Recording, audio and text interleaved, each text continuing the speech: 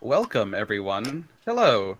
This is the Dungeon Folks, the Young Folks' official Dungeons & Dragons campaign, where we stop talking movies and music, start playing Dungeons & Dragons. I, as always, am Alex Suffolk, and also, as always, your Dungeon Master. Well, maybe not always. Maybe one of you will take the mantle one day. Oh, but God. Not today. That sounds like a terrifying prospect. It's fun, I promise. It's a lot of work, but it's worth it. Anyway, I'm joined by all of my players. The continuation of our great fun campaign here, and let's just dive right into it. I actually typed up a summary this time to make it more dramatic, so let's see how it works out, and then we will just cruise right into this.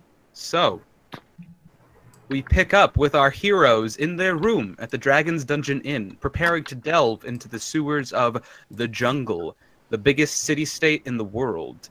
In 3 days' time, there will be a grand gala at the Clockwork Castle, hosted by the city's greatest inventor.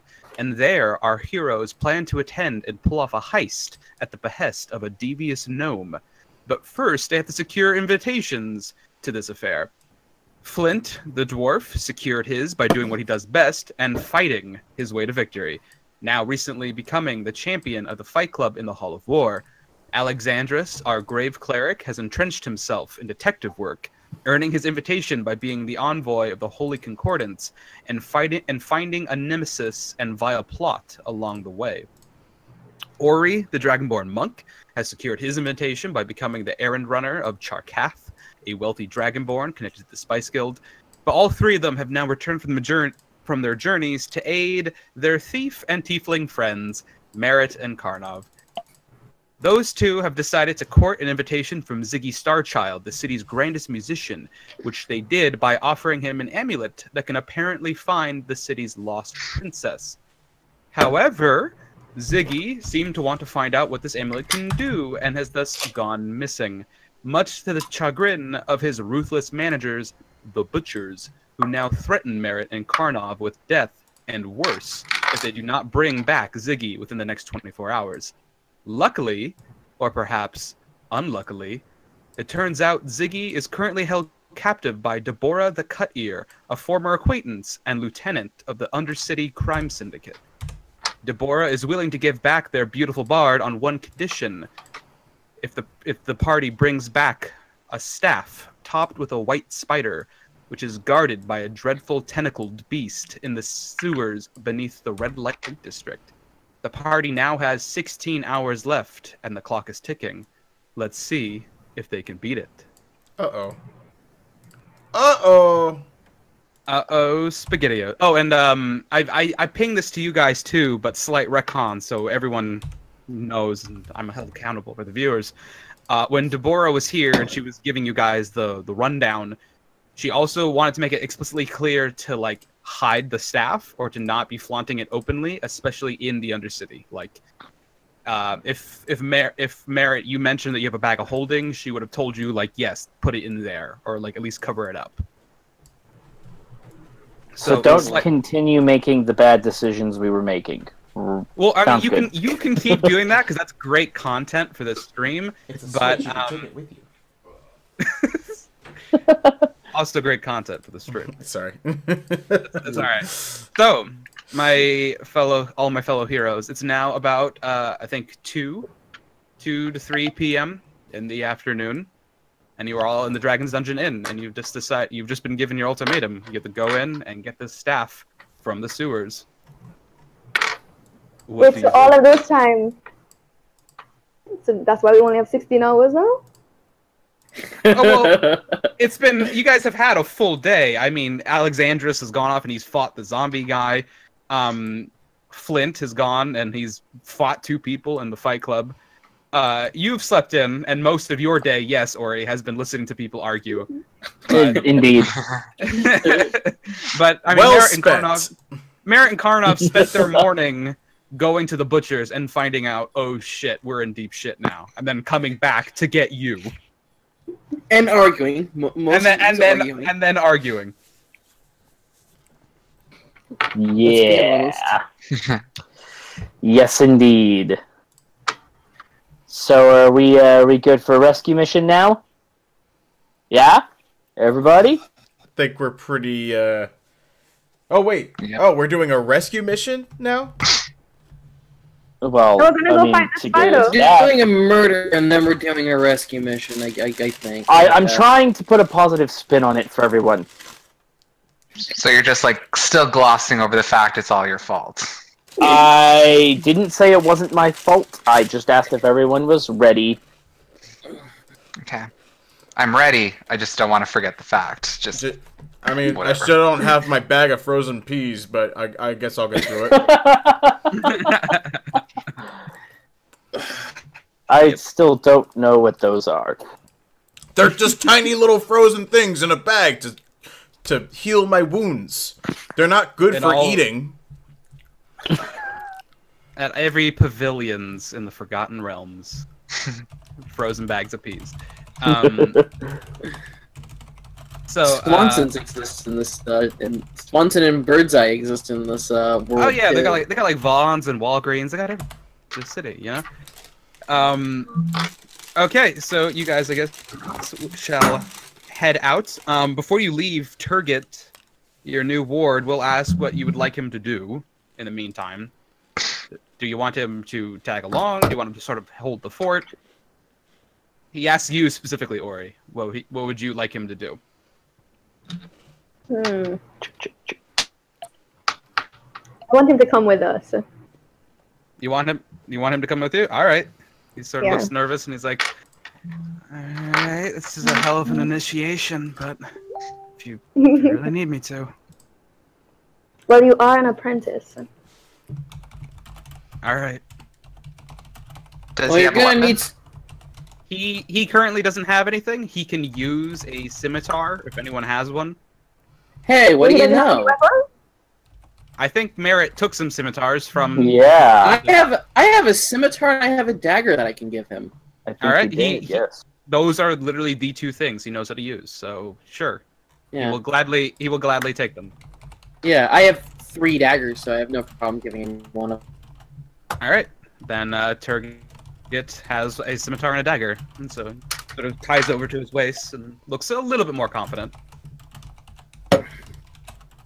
So, as you guys leave the Dragon's Dungeon, you've had good weather for about like the week you've been here in the city, but now you It's can see only that been a the- week. Yeah, actually, time is pretty trippy when you actually account for it in D&D. This is actually this is day 5. That's You guys hustle. That's a loaded week. Yeah. So, yeah, time's pretty screwy in D&D. But now you see clouds actually beginning to roll in.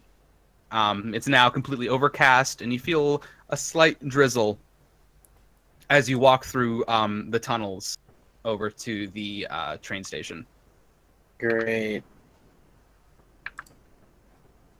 And then you guys just ride on through to the red light district. Yeah, I don't see why we need to stop anywhere. Anybody? I All right. have no purpose. I have no purposes here. None at all. All right, so you move through. You get on the underground transit system. You ride a train car for a while, and in that time, Flint, that's enough time to attune to your new ring. Mm. So now, and I can put this in our stats page. Your armor class goes up by 1 Oh, wunderbar. because of your newfound ring of protection. Lovely little ring. And also, it's +1 to all your saving throws too. Ooh, that sounds great. Yo. Ring of protection. It's quite nice. That's what you're a champion. That's a prize. The champion's prize. So, Ah, just like that song. and so, it takes a while to get to the red light district. It's basically on like the other side of the city. You guys are on like the far southeast. The red light is the furthest like northeast, essentially. So it takes a second, and that's why you have your time to attune to the ring. And then, as you depart from the train and you're like climbing up the stairs out of the station, you hear a lot of noise. First of all, you hear the downpour of a heavy rainfall hitting onto stone and rain collecting into puddles. You also hear a ton of voices. Like it's already apparent how crowded these streets are going to be. And then, sure enough, you walk out into the heavy rainfall, and you see now the red light district, which you've never been in before, and it's this sprawling mini metropolis. The streets here are narrow and winding, and they're always cramped with like thousands, hundreds of people constantly moving. It's very similar to the bazaar, which Ori, Merritt, and Karnoff have experienced, but it has less people. But since all the streets are such narrower, it's much more claustrophobic in here, and the heavy rain and the humidity from that is definitely doing nothing to help that comfort level. And so you can hardly see anything other than the buildings directly looming over you, and like these channels of people that run between the various thoroughfares and alleyways that all sort of branch off. But looking at these buildings, you see that most of them look ancient. They're made of stone, and some of them look progressively more yellow with age, piled atop one another to make these like small ziggurats and pyramid-shaped structures. Many of them have snake motifs either carved into them or these like gargoyles with the shapes of cobra heads. Ooh. And to enter any of these ancient stone buildings, you have to you don't go up, you go down. You descend these flights of marble stairs that go down to these glowing rooms, where as you sort of shuffle by, you can hear laughter and shouts and clinking, bubbling, and the occasional moaning. And built over the top of some of these stone buildings, or built sort of in the spaces between these buildings, are these sturdy, newer wooden structures that almost look like small houses, but instead of doors and windows, they have several glass doors. And behind each of these glass doors, you can faintly see a cramped bedroom and a scantily clad person posing and beckoning to people on the street to walk up wooden flights of stairs that lead on up to them. Some of these wooden houses bear a mix of humanoids of all shapes and sizes. Others of them seem to have some sort of theme. One has nothing but rather imposing Goliath men. One has nothing but blonde human women, and so on. And then it clicks. These are the brothels of the Red Light District. Red Light District. But the red light part is also more literal as you look up and you see that the entire district is awash in neon. As you see these small orbs of orange, yellow, and primarily red sort of hover and dance and bounce around the streets about 7 feet in the air, shining brightly. They sometimes hover around some of these brothels and merge or stretch to form letters and shapes. Some to sort of act as signs and advertising, and others just sort of dance around to entice you and delight and just sort of look nice. And you can see as the rain hits of some of them, there's little puffs of steam that come off of them. So now, before you go any further, how is the water level around our feet? When you're if you're in the middle of the street, it's not too bad. The rain is pretty heavy, but it sort of just started to get heavy. Okay. But if you look towards like the sides of the streets, like the gutters are starting to fill up pretty heavy. So it's irrigating like a stone street. Yeah. And so, welcome to the Red Light District. What would you guys like to do? Well, the more the storm comes down, the more trouble we're going to have in where the water is going to end up. So we should just make for the entrance indicated to us. Yeah, you were told. You're no fun. You were told that it was on the eastern end of town. The entrance was like a massive storm drain that a person could actually fit through. Let's head there. Unless anybody needs to take care of business here, I guess I'll be fair and offer it out. I don't know if that qualifies as business for any of us. Pleasure. I was trying to be discreet. No. Yeah, I know exactly what you mean. As you're walking by, you notice that Turgot has not stopped staring at the House of Goliath men. So I could like hit him over the head and say to focus on the mission. Sorry. I mean, I can't blame them. They're probably pretty cute. Yeah, Alright. yeah. Yeah, They're probably. rather impressive. They are half giants, so yeah. So you keep shuffling through. I'd like everyone to make a survival check. Survival Okay. check. What Yeah. are you throwing at us? Hey, natural 20. Hey, really? Wow. Yeah. 5. 9. 20. Hey. I have a 3 Oh, wait. on my survival. Oh, right. I have I have a modifier for survival. Yeah, me Very too. good. That might help you. Yeah, probably. You're actually, Evan, you know that like that website you used to use to roll dice? Yes. Can you send that in the Discord? And then Lee, I think you should be able to access that. Well, Access that. it was an app that I was using. Is it an app? Okay, well there Oh, is I a- have the website up. I can put it. Yeah. Just so that Lee can feel the sensation of fate in her own hands. I posted it, Lee. Okay, yeah, I clicked it. So yeah, What are- 20 plus my plus Okay, 2 is so, 22. You over where it says like the D20, add like 1 in the dice column, and then hit roll, and then add your modifier. And the modifier is the number that's closest. That's Yeah. like on survival. On survival, yeah, which I think is like +3 for you. Yeah, plus 3. Cool. So which dice is it? You said a 12? The 20. 20. Here, let me. What up? Do I hit the minus thing or the plus? The plus, I believe. Okay, Yeah, plus yeah, let me- 50. Let me up. Okay, so the D20. Yeah. So where there's like the D20 at the bottom, and then for the modifier, put +3, and then hit the roll button, and then it'll tell you the total. So what'd you get? 15, yeah. 15. Okay. So so Alexandros, Merritt, and Ori, looking at the streets, and you can't help but like look down at your feet because there's so many people you're shoving, and you look down and you see that like all the water is sure enough like collected at the gutter.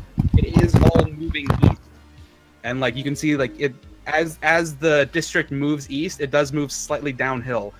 So you can sure enough by following the gutters, you can find where the river channel. It takes you about like maybe a half hour, and sort of just by like not from getting lost, but from like getting through all the people.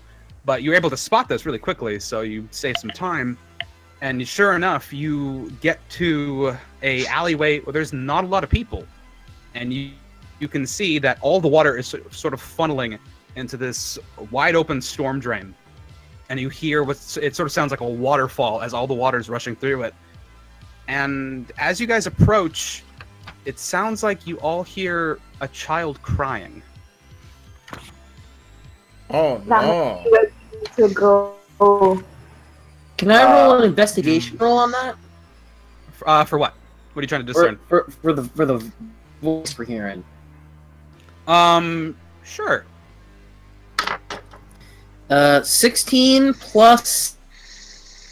What's my plus on this? Plus 4. So it's another 20. Okay, so what are you trying to glean from this? Whether or not that it's an actual child's voice as opposed to somebody mimicking one. Oh. With a 16, you know Plus- that.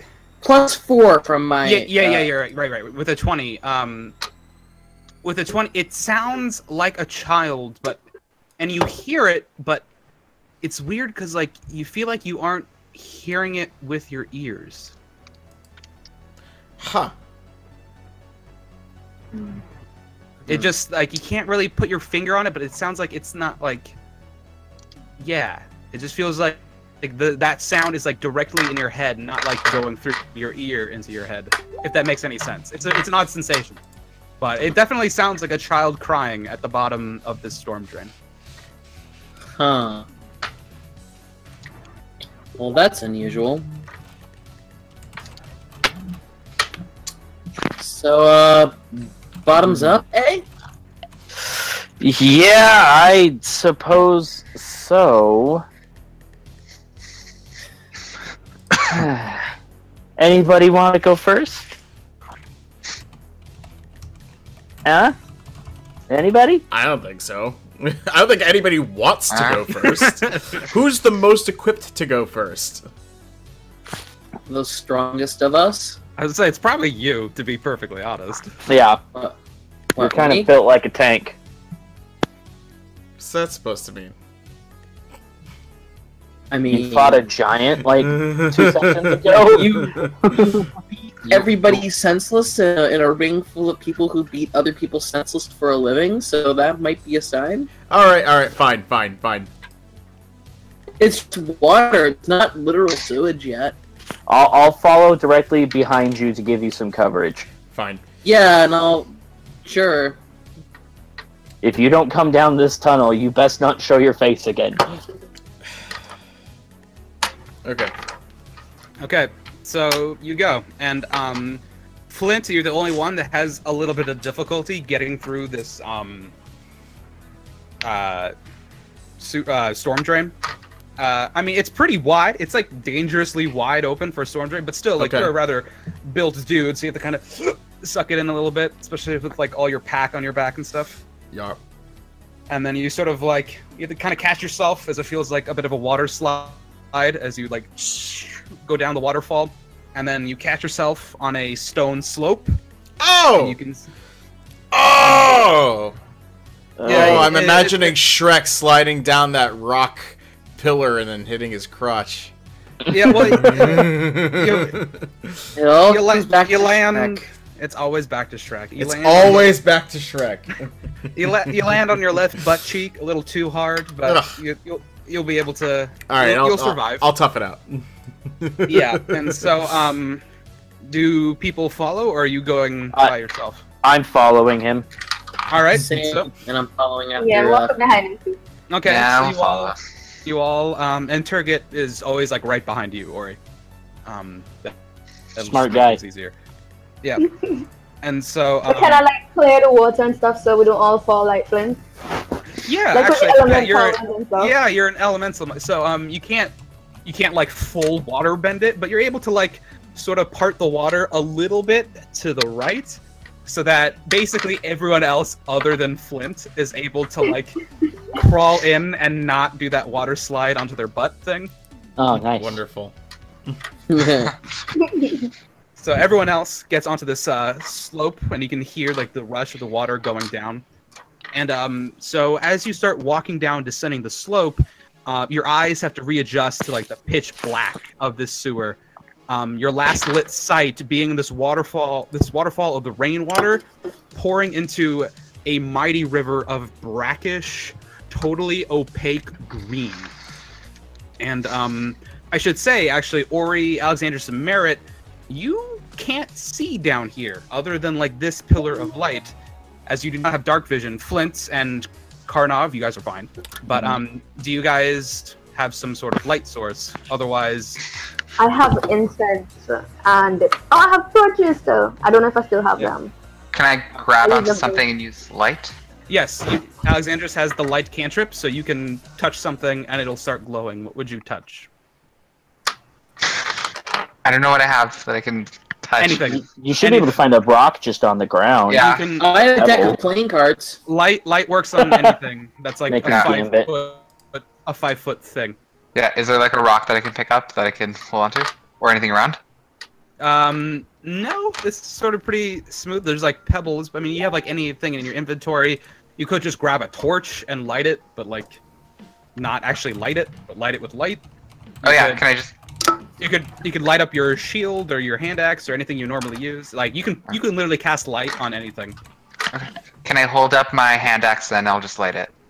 Sure, you pull out your hand axe and now it is glowing. And now Alexandrus, Merritt, and Ori, you guys can see. I think it's like a 20-foot radius around Alexandrus.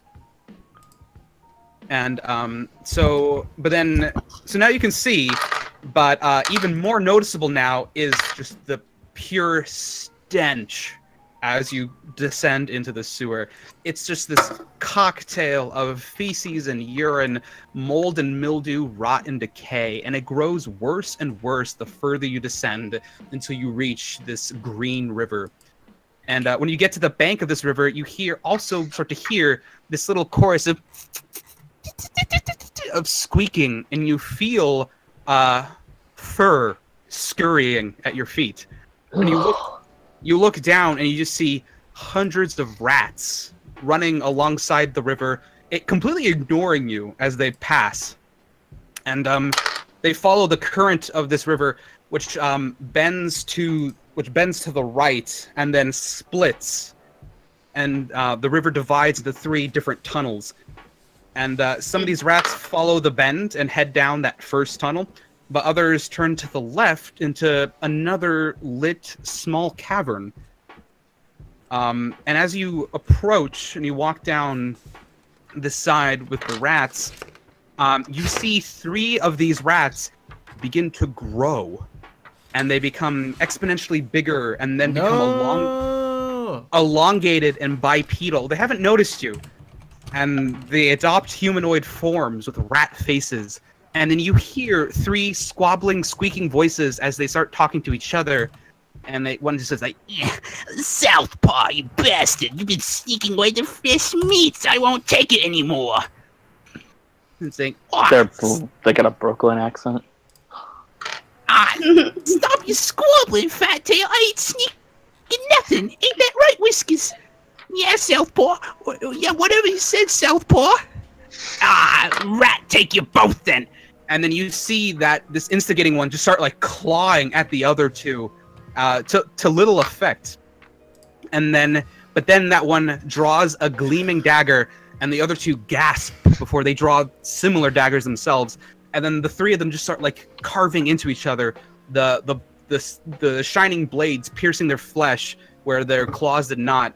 And then like these 2, Southpaw and Whiskers, like team up on this guy, and they just start stabbing him repeatedly until he just stops moving, and he just is lying on the ground, sort of directly in front of you, still clutching this dagger. And then the other 2 run off into the cavern, clutching their wounds. What do you do? Yeah, I want to go down the other hole that doesn't have the rat people. You have to get past the well, okay, so you can either cross the river and get to the other side of the walkway, and then which is where like the other channels are. But to avoid the water, you'd have to go all the way around, and you'd have to cross past the little rat den. So we're going through the rats no matter what, aren't we? I have a funny feeling that our tentacle friend might be in the direction where there's mutant rat people. I'm actually inclined to agree with him. As gross as that is. You don't want to kill some rat humans? Well, I mean, they might be reasonable and just want to kill each other. They're rat humans. Yes, but we also may want to conserve our energy. Do we want to kind of hang back and see if they just kill each other for us? That's not a bad idea. I'm just I mean, saying. they are rat humans. Guy on the ground still? You could also there is one dead one just sort of like at the entrance of this like thin cavern. You could also try like sneaking by that cavern. It seemed like they didn't even know you guys were there. They were really distracted with their own thing. So you have. Could I searchlight the dead one? Yeah, so you can walk up to the dead one. He has multiple stab wounds, and you can see that he has this like elongated. Again, he looks like a person. He's wearing like leather and some like raggy clothing. He has a hood. It's rad. And it's how dare you? You know what I could do, guys? But he doesn't really seem to have anything other than like a small sack at his side and that dagger still in his hand. Is You there know what I gold in could that do? sack? What are you saying, Karnov? You know what I could do? Is I could utilize disguise self and completely surprise these guys and just chink, because I've got daggers. Yeah, I don't know if we we'll... just take them all. We don't know how much is down there too. All right. Well, So I mean, we've got 2. That's... Merritt, They're you gonna notice said this eventually. you take his little bag. Sure do. All right. In there, you find 2 gold and 9 silver, Excellent. and then so all he has left is like the soiled clothing and that like dagger still in his like clutches.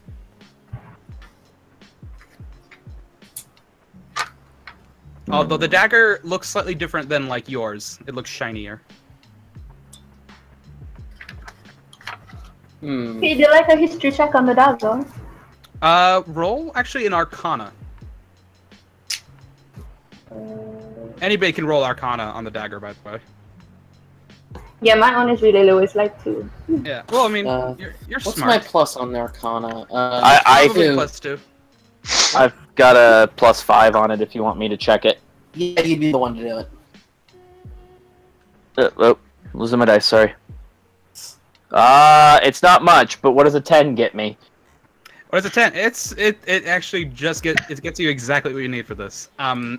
You know it's not magic, but you know that this is a component used in other arcane things. The dagger is made of silver. And that you also know that silver often is the only thing that can pierce the hide of a lycanthrope. I'm gonna pass I'm gonna return the dagger to Ori. Indeed, those rat gentlemen did indeed seem a bit likened to me. I mean, they did transform. I mean, what does that make them? Were-rats? Or... Were-rats, yes, I believe that is the term. Okay. Well, I guess we have the means to kill them. Yeah. We don't have to kill them. We could probably sneak past. So. Yeah, I mean, I would much rather sneak past 2. They were really gross looking. Look, I have a gigantic gash in my shoulder, and it's gonna get infected anyway. I don't want any of us to get even more hurt. So let's. Are you guys talking to each other at this volume, by the way? No. Probably not. We are not this Echoes. stupid. Just making sure. Flint has my own natural volume control problem. Wonderful. Wonderful.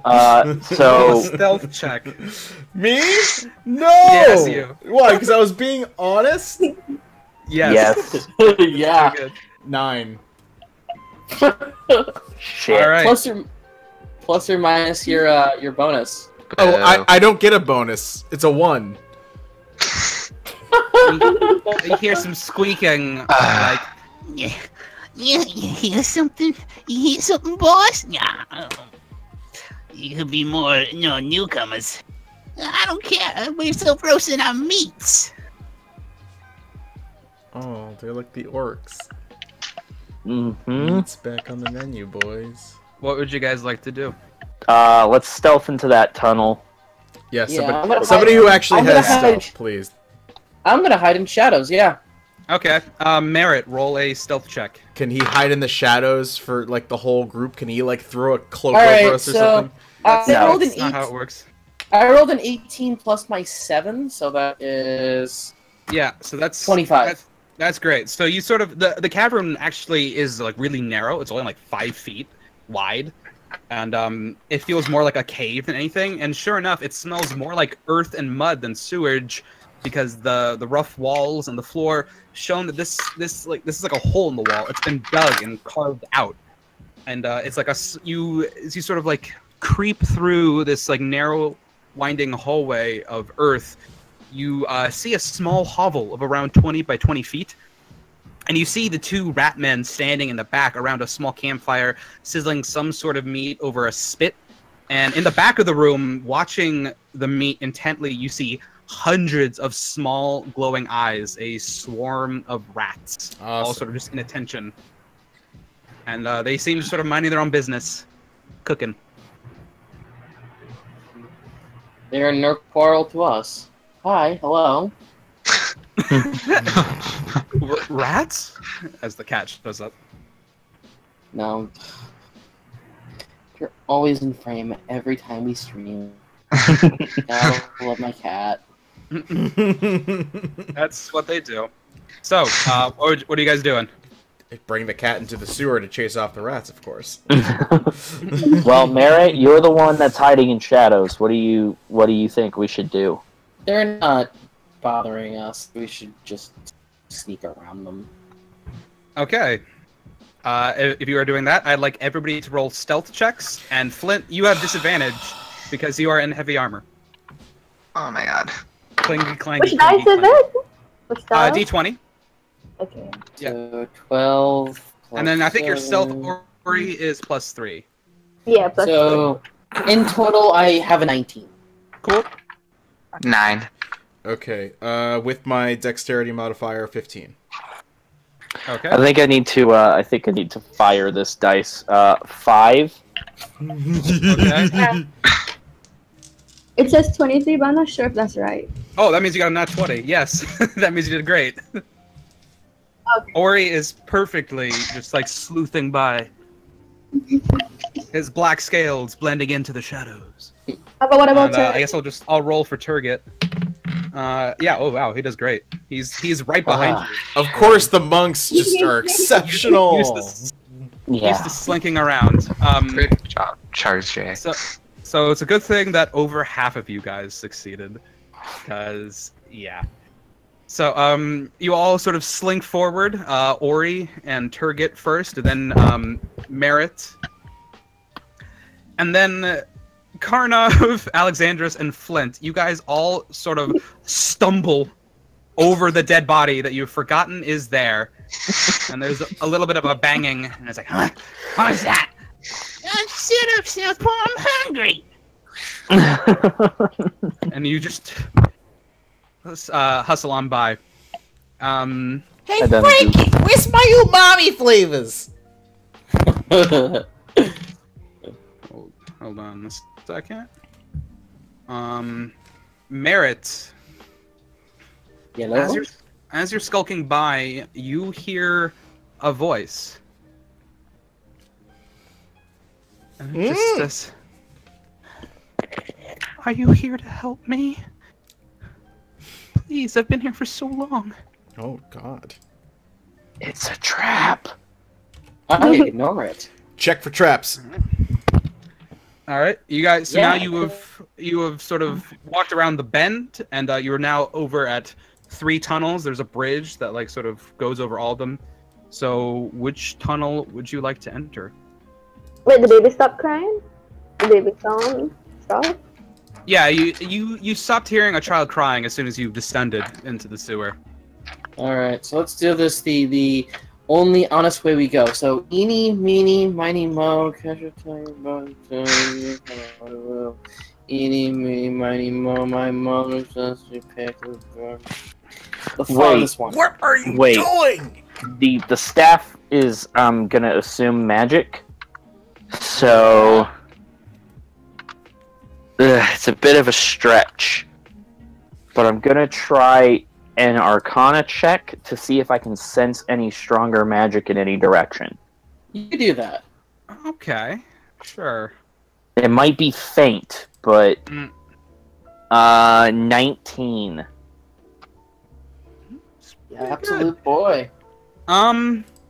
It's hard to really get anything other than, I mean, like, magic usually has like some sort of like smell of ozone to it, like sort of like an indescribable scent, and it's hard to smell anything here other than like putrid feces. But you don't really get too much of like, aha, this direction, but you're not getting any sort of magic at all from the first tunnel. Okay, So that it's not rules that one out. Okay. Let's see what's behind tunnel number 2. It's better than Okay. splitting up. So you all descend into the middle tunnel. You follow this channel, and it takes you about like 5-10 minutes until it comes to an end. and it ends at this big roundabout where where the water encircles and then enters this drain. And in the walkway of the roundabout, it's sort of like a little like cul-de-sac of walkway. You see 3 wooden chests. What do you do? I check for traps on the chests. Which ones? Which one are you going to? There's one on the left, one in the middle, one on the right. The one in the middle, obviously. I have a funny feeling it might be mimics. Okay, check for traps. What is my check for trap roll? It's a perception. Perception. Alright.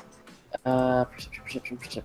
Do we have like creepy, gross music going on right now, Evan? I got some remix of the Mementos music going on. That works. Alright, yeah, so I do my perception.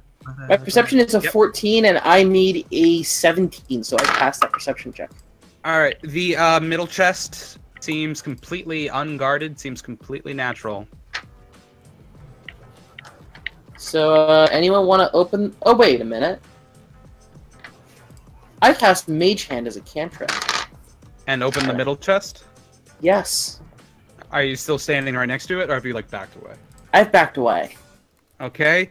You open up the chest, and it opens, and nothing really happens, but you see some, like, fabric in there.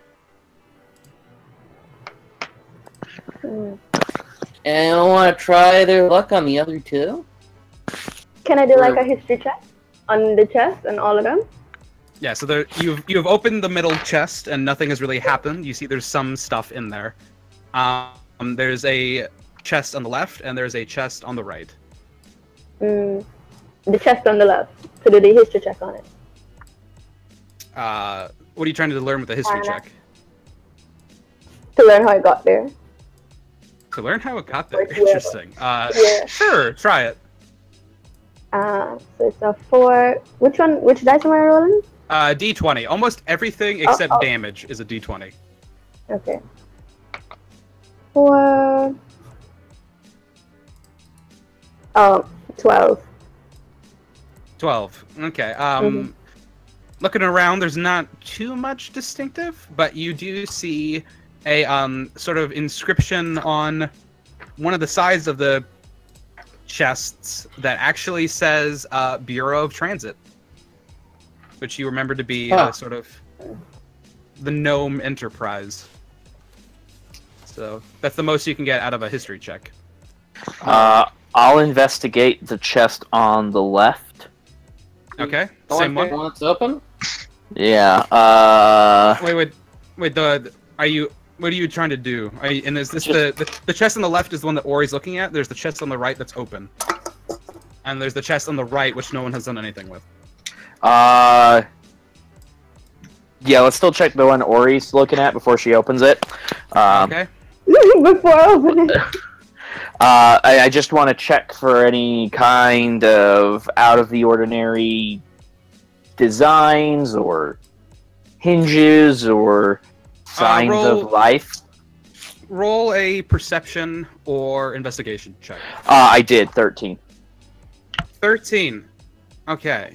You see in the back hinges there is a little metal box where there really shouldn't be.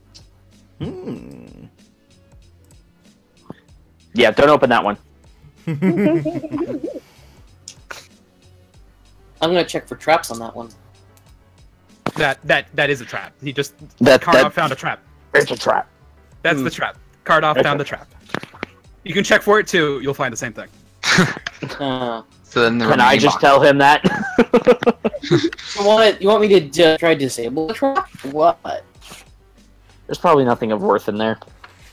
It doesn't seem to be anything of worth in the other one either. But then there's this third one, and Yeah, there's the one on the right. the worst that can happen is that that the chest is a mimic. That's the worst that could happen. That would be bad because we'd have to punch it. Have you ever punched a chest with teeth? No. So yeah, that's why we want to be a little cautious with this. I don't want to punch a chest with teeth. There was that one time So what do you There's guys always do? a one time with you. I guess, Merritt, do you want to check the third chest so we can move on? Yeah, do you want me to check for traps, or do you want me to roll far away enough from it that I can roll Mage Hand and whatever happens to it will be fine? I think. Better check for traps. Ready, right? Alright, I'm gonna roll for a trap. And I roll a 2. You don't find anything. Awesome. So, Mage Hand? Can I investigate it and one-up him? Sure. 11. You don't find anything. Okay. You And can you want Mage one? Hand it. Alright, let's Mage Hand it. There better Okay. not be any teeth under this thing. So, what are you doing? Are you like standing right next to it, or are you like? I'm standing as far away from it as I possibly can while still Yeah, we're stepping back too. Okay, so you mage hand and try to open it with mage hand. And So you see this little spectral hand go over and sort of grab the buckle of the treasure chest, and you see it squirm, and you hear it giggle, as if it was been tickled. Drop let's it. not go. We're out. We're out. Go. Knew it. Called it. Metagaming. You can't find it. Wait, this is Do we still the wa- one that's on the left or the one that's open, right? The one that's I open don't- is the one in the middle. I don't want to go anywhere near these chests. It's one of those things. Can you? I don't know. Do you want to use your mage, whatever that spell you had, to like take the fabric from the middle one and see what's in it? Since it seemed the only Or thing are you safe. gonna pull stuff out of the middle chest with mage hand? Just Yeah, like, just Do you like really think that whatever's in here is... and like just like Do you show really everything. It would be hilarious because the stuff in here is pretty great. like try it. Like it's the only thing that Like- opens, so might as well like- just like use your magical hand to. Fine.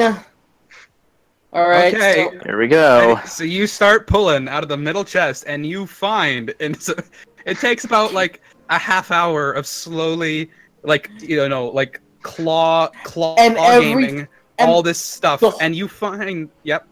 The whole time I'm doing this, by the way, I'm just glaring at Alexandros. He's making me And do it. And you watch as Merritt's mage hand pulls out about 27 forks and spoons, a single leather boot, a ripped up belt, a handkerchief, 5 empty bottles, 6 bras, a wooden dildo, and 2 pairs of ripped fishnet stockings. All yours. Add them to your inventory, Alexandros. You made me do that. It is not my fault that I won. Let's make a deal. Just keep in mind, the legal amount of those wooden dildos that you can own is a maximum of 6. So long as the rules of the jungle are what I recall elsewhere. Is Flint an expert in dildo law? I've learned things along my travels, okay? Wow, Hey, so we you don't- have a that one-time story, huh? Yeah, well, dude. So, do you want any of this junk, Alexandros? This is all yours. All yours. We'll make a scarecrow out of it at some point or something, I don't know. If I were to throw the dildo, what would be the attack value? Would it be a bludgeoning weapon? Yeah. Improvised weapon, I guess. Although I Fair. will say, if you cast light on dildo, you can literally walk around with a glowing dildo. It's pretty hilarious. Wait, can I take it from him and give it You to This is, Target? I feel like this is You're a giving rarity it- for D&D I- campaigns. You want to give the dildo to Turget? I happily Yeah. pass it to them. He's like, Oh, just use it as like a use it as like a hazing thing. I also pick up all the forks and give them to Turget. He might find use for them. these are Okay. really rusty and dirty. I think they were clogging things, but okay. Good. So what you're saying is that we're just dumping junk on him. Literal junk. Yeah. I like how you have a bag of holding. Like that's what this is for. I You're don't want still any of giving this it to crap him. in my. I don't want any of this crap in my nice, neat, clean bag of holding. That's how low Turget is to you. He's not even like priority pack mule. He's like. We are being told that is the weirdest collection from a chest they've ever seen. Yes. That was, It is pretty fascinating. That was the point, dear. I mean, you're right under the red light district, and it's things clogging up the sewer. This is what it's He's right. Only one dildo's kind of surprising. Well, yeah, that's in the chest. You don't know how often this chest is emptied. Why wouldn't? It's fantasy? Because they haven't invented silicon yet? Yeah, they didn't invent it. Would you rather it be metal? Sure. I don't know. I thought your character knew things. So, I suppose, are you guys leaving this cavern, or what's going on? No, I want to. Oh God, yes. Wait, sorry. What does Ori want to do? I want to kick down the other chest. Just kick it over. You want to kick it over? Don't kick it over. Don't kick it over. There's a mimic right there. Okay, walk up and roll an attack. Oh no. This is how we get into fights. I hope I'm still hidden in shadows. Where's the attack? It should be attack bonus. It should be like in the middle for unarmed attack. Where is Ori? It should be +5 to attack. I'm still not seeing it at all. Seeing strength. In the middle. Yeah, so to the right, and then like under your hit points, there's like a box that says spear, unarmed. Oh darts. yeah. So for where it says unarmed, the attack bonus, like if you're kicking it, Oh, yeah, it'd be an +5. unarmed attack. Yeah, so roll d20 +5. What's behind door number 2? A bunch of random crap and a wooden dildo.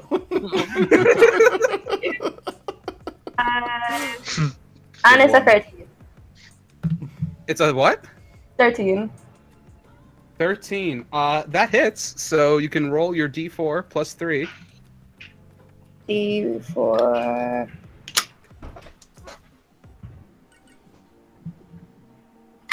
7. 7 damage. Okay, so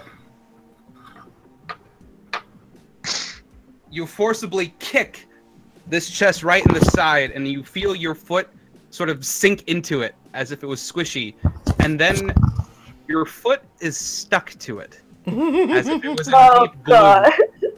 And you see little purple eyes sprout out on the top of the chest, and it opens, and as it opens, there's rows of teeth and this huge purple tongue, and it just goes. Told you not to do anything to it. And the tongue. Hello, Kevin. Initiative, everybody. Oh no! Hold on. Is the same D20, right? It's a D20 plus your dexterity. So 18. It wasn't me. The dexterity? Yeah. Okay. 7. I told y'all what was it. Right, 15 for me. 18. 17. I get to break out my wonderful mimic mini. Here he is. Oh boy. Joy. And Ori, you were. Well, technically, it was the one on the right, so you're like. Right. You are very stuck in that. Alright, and you guys are probably. I'd say Merritt was probably like back here. Karnov was probably like over here. And then I'll just say that you guys are like right there. So what happened to Target? Oh, right. Target. I'll just say he's like right there. He's the little guy. He watched me get stuck? He's frantically trying to like pull you out as soon as he sees this happening, but your foot is literally like stuck in there. It's like a thick adhesive. Use the forks, Target. Use the forks. All right. I asked it to. I was not expecting it to be immediately. I need a little thing for Turget. Whatever. You'll do this. Okay. What's everybody's initiative? 7. 17. 15. 18. What's yours? Merritt? 18. 18. Karnov? 15. 15. Okay. And then Ori, what is yours? I roll a +3 with the d20, so it's 23.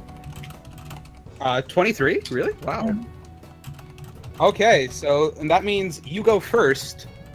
You are currently grappled by this thing, and you can't move because your foot is stuck to it.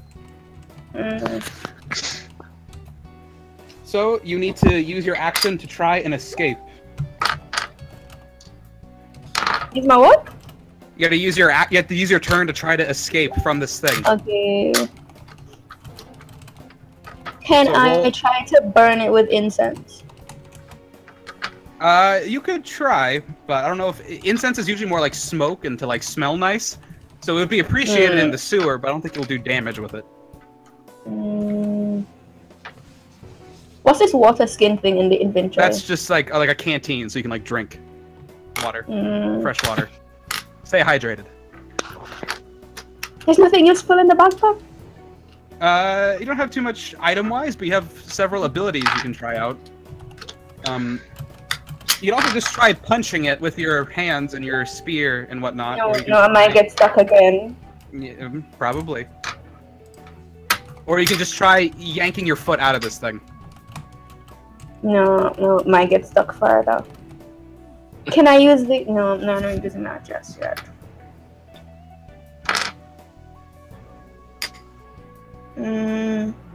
What about talking to it? You can try. Okay. So I try to talk to it and call it to let me go. Okay, so you ask it, please let me go. No, like, does it speak a particular language or something like that? Because I speak 20 languages. I mean, you can try. You don't know. You've never encountered a chest with a tongue and teeth. Okay, I try talking to it. Okay, what do you say? Pleading with it to let me go. And it just goes... It doesn't seem to understand you.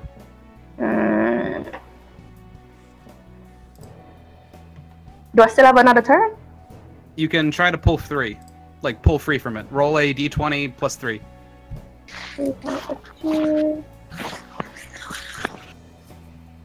And a 21. Okay, so you managed to yank your foot out of this thing. And now it's out of it. And, like, where your foot was, it sort of, like, bounces back out. And it keeps giggling. As it's, like, waggling its tongue. Had that at it just out of frustration. I'll say that I'm gonna say no because you took some time to try like speaking with it, and you only have so much time on your turn. Okay. But you're now free, so that's good. It is now Merritt's turn. Well, if she couldn't get out, I was going to You're cast. right If she wasn't going to get out, I was going to cast Tasha's Hideous Laughter. But since she is, I'm going to sort of book it. How far away can I get away? God well, damn you it, can- Merritt! You can go back this way where you came, or you can go back through this channel and that Hey, way to I get. wanted This way to goes leave. to the third tunnel. We should probably leave. Does anybody else also want to book it? Before I continue booking it. Does this thing look nasty? This thing, I told you guys I didn't want to. I was okay. I'm gonna have to kill a mimic again, aren't I? Oh jeez. What are you doing, Oh Merritt? dang. Oh jeez! Oh dang! Oh Rick! Stop having a Morty moment. I'm gonna hide in shadows and hope next Alright, we're turn I just can having throw a a dagger at We're it. having a group, Morty. All right. I so, thought you were roll- Newman, not Morty.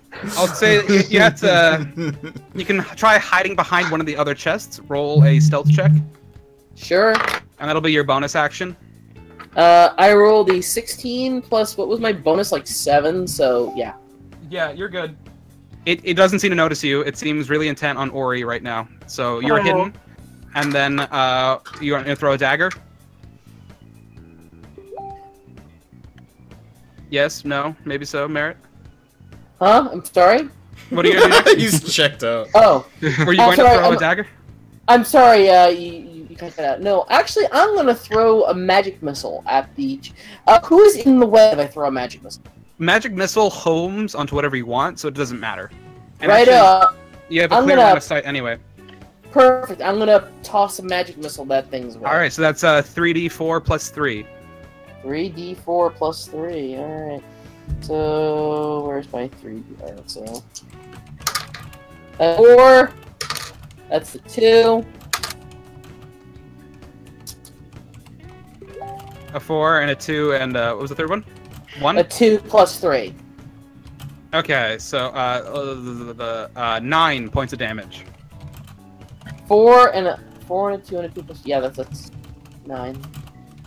4, 2, and 2. That's sorry, that's 11. 11. 11 points. Yes. I'm bad at math. Yeah, it's all good.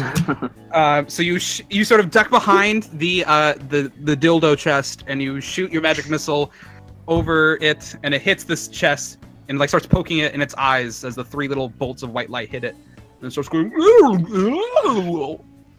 Flint, it is your turn. Okay, how far am I from it here? You are 5, 10, 15, 20 feet away.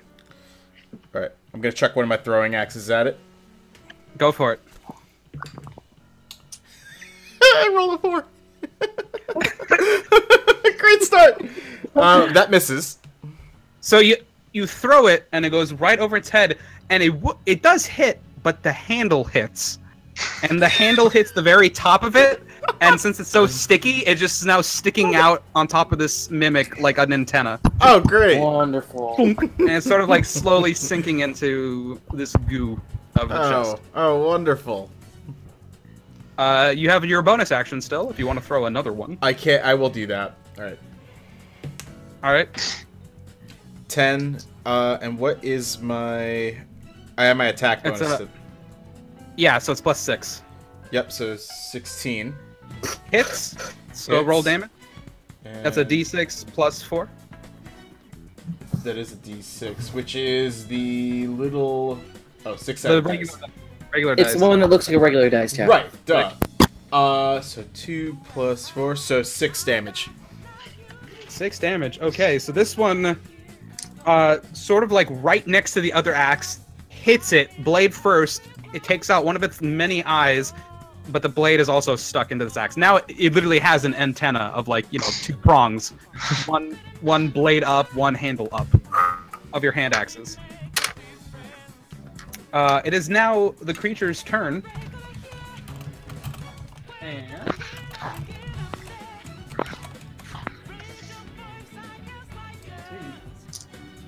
That's some high initiative for the creature. Mm.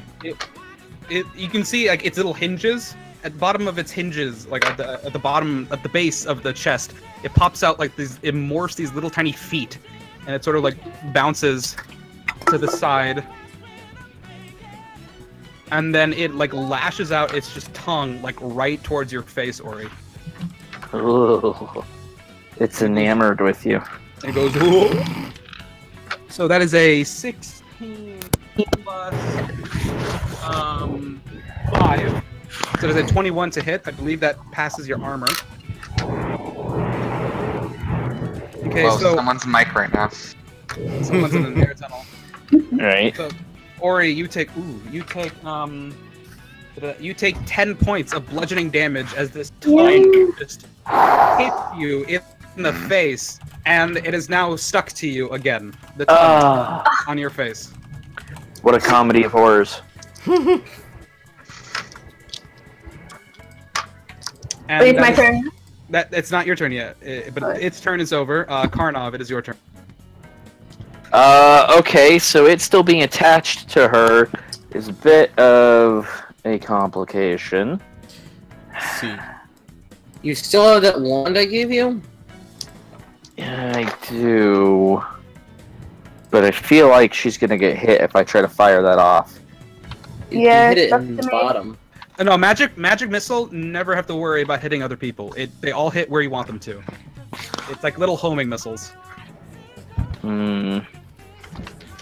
I Now, could also just firebolt it and save the magic missiles for the thing we're actually here to fight. Yeah, I'm gonna aim at the box portion of the mimic. Yep.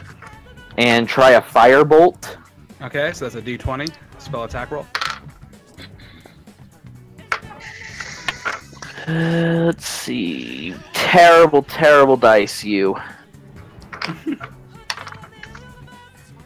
Did I write down my spell attack DC? I should have. Yes. 9. 9 total? 9 total. That will miss as you send this bolt of fire at like the top of its head, but the head is so like erratically like bouncing up and down as it's giggling at having Ori in its grasp again, and your shot goes wide. Neat.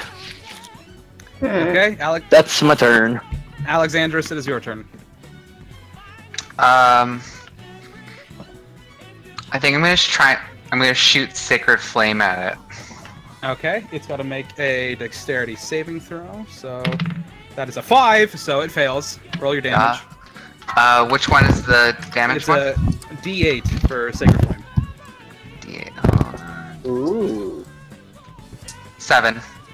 7 points of damage. Nice.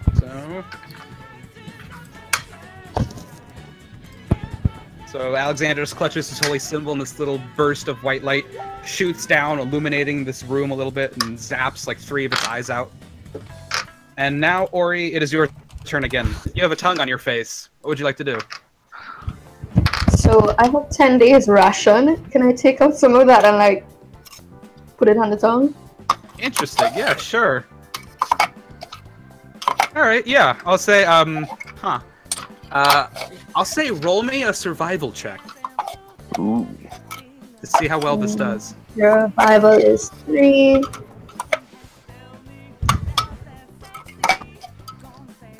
Oh god, it's a 10.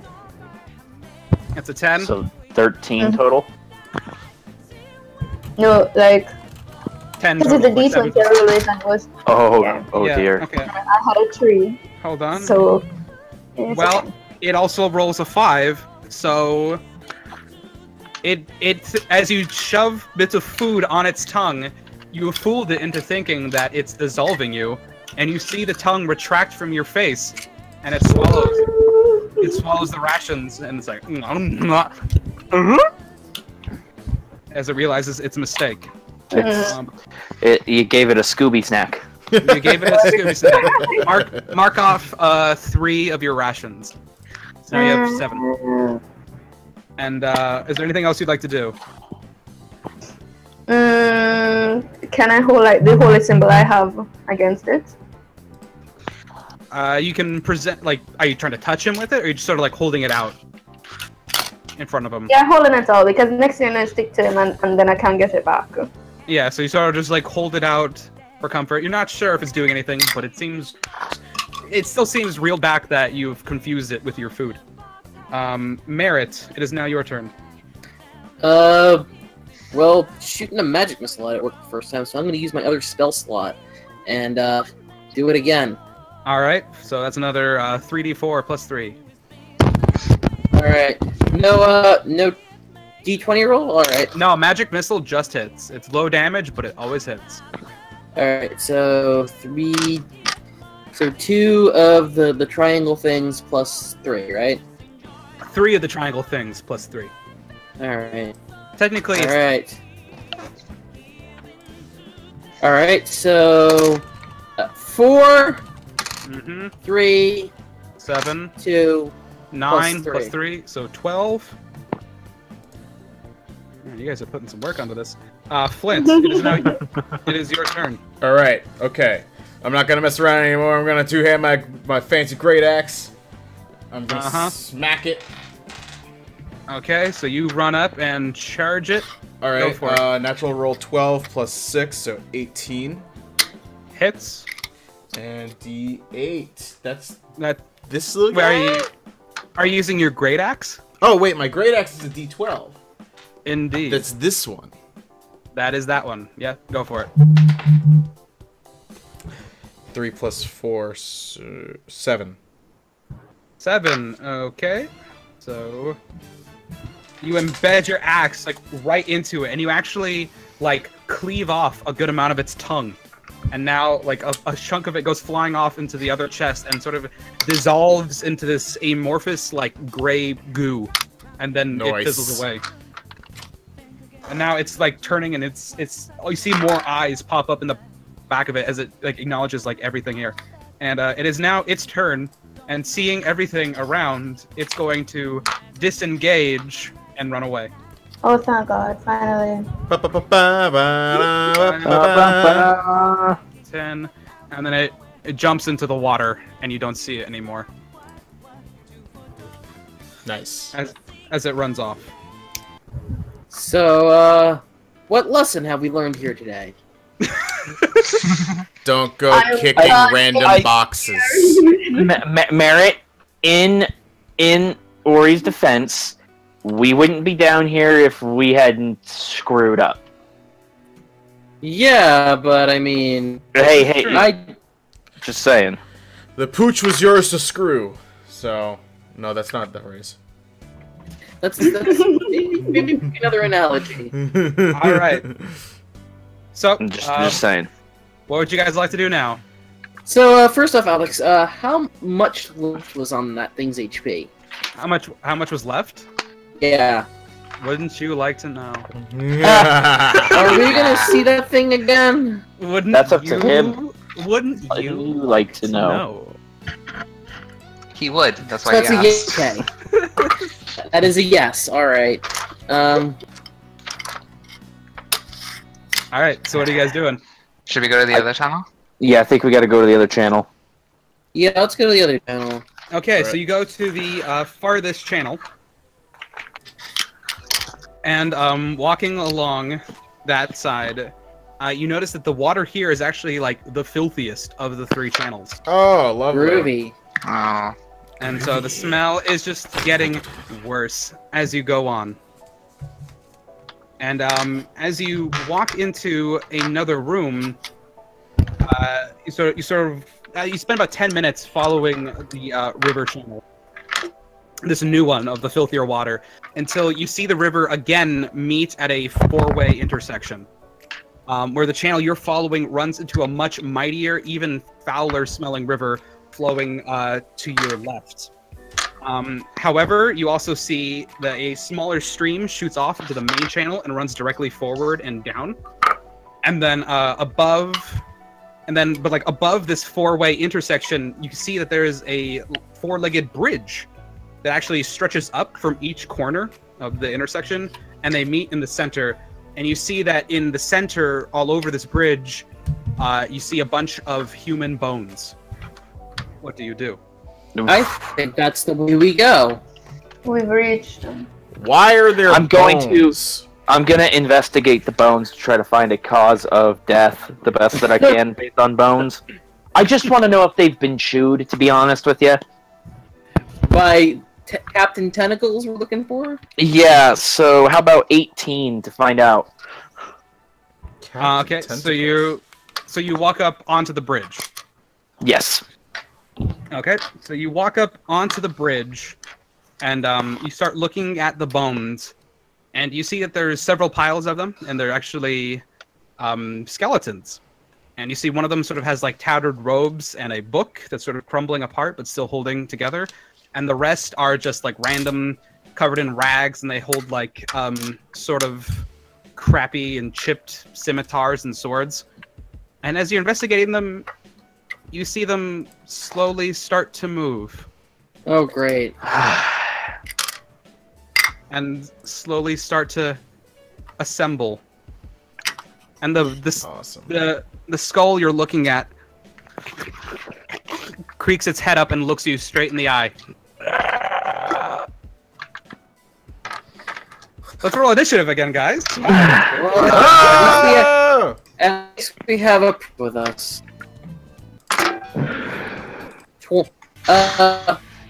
Alright. Oh yeah, natural 20. Well for me. That is my second natural 20 of the night. Awesome. I got 20. Yeah. Hey! 17.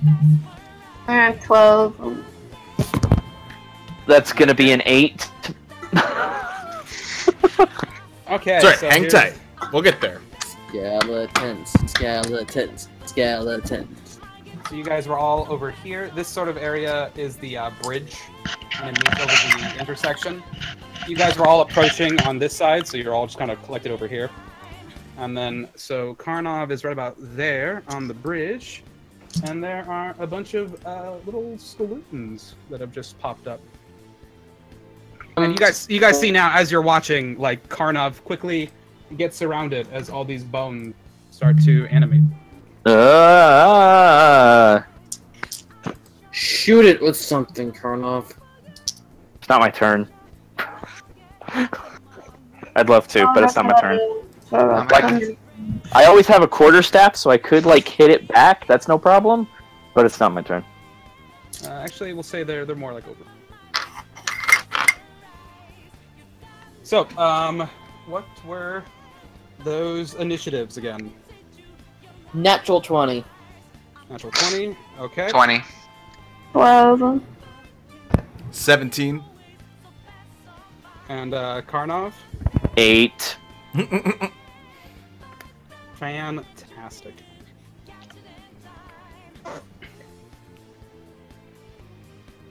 Okay, so Merritt, you go first. Alright, what do I have in my story that I can use?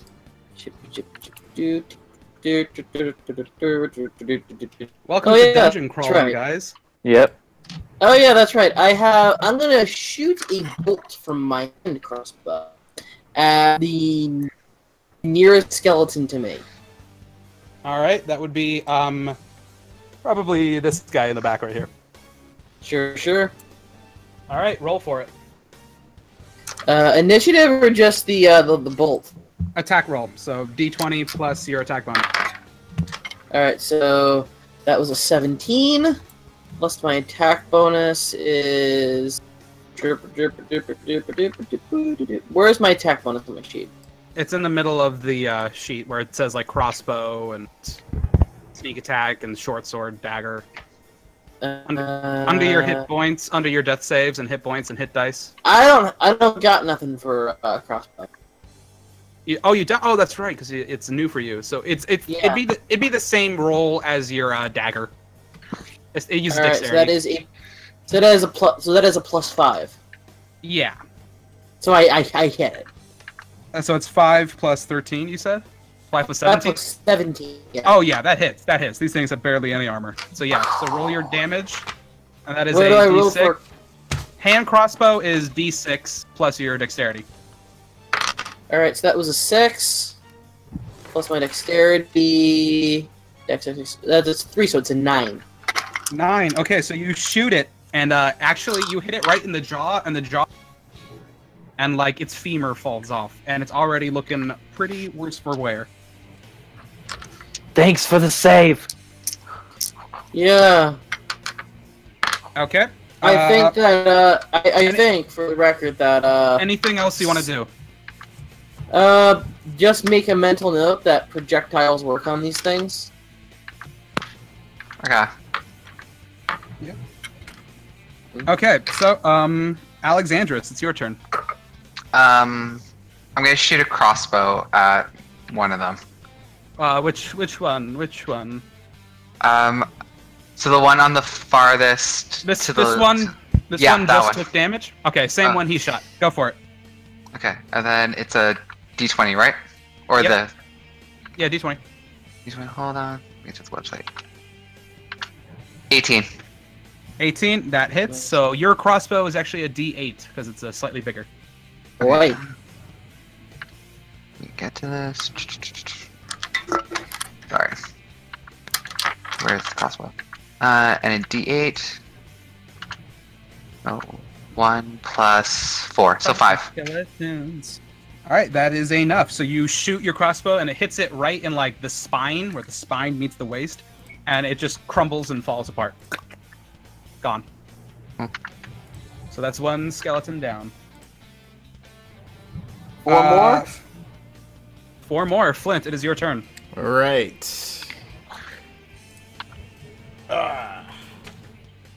So you are here. Yep. All right. So great axe, swing, and I got a 9. Okay, so you're going over here, I assume. This guy. Whichever one's closest to me. Yeah. That would be that guy. A 9. Yeah, a 9 will miss. So you swing your great axe, and the skeleton sort of dodges out of the way. Ori, it is your turn. Okay, I've been thinking about this. There's that guy in the middle, right? This guy is Karnov. Right. That's. Oh, shut up. Yeah, don't That's shoot me, Flint. please.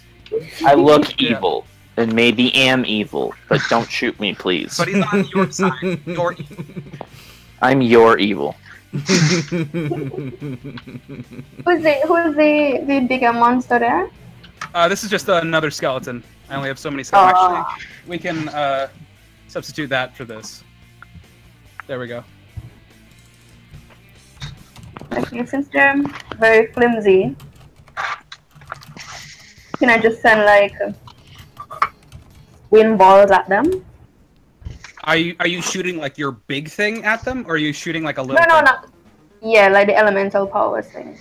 Okay, yeah. I'll say that I like your little like Avatar: The Last Airbender thing.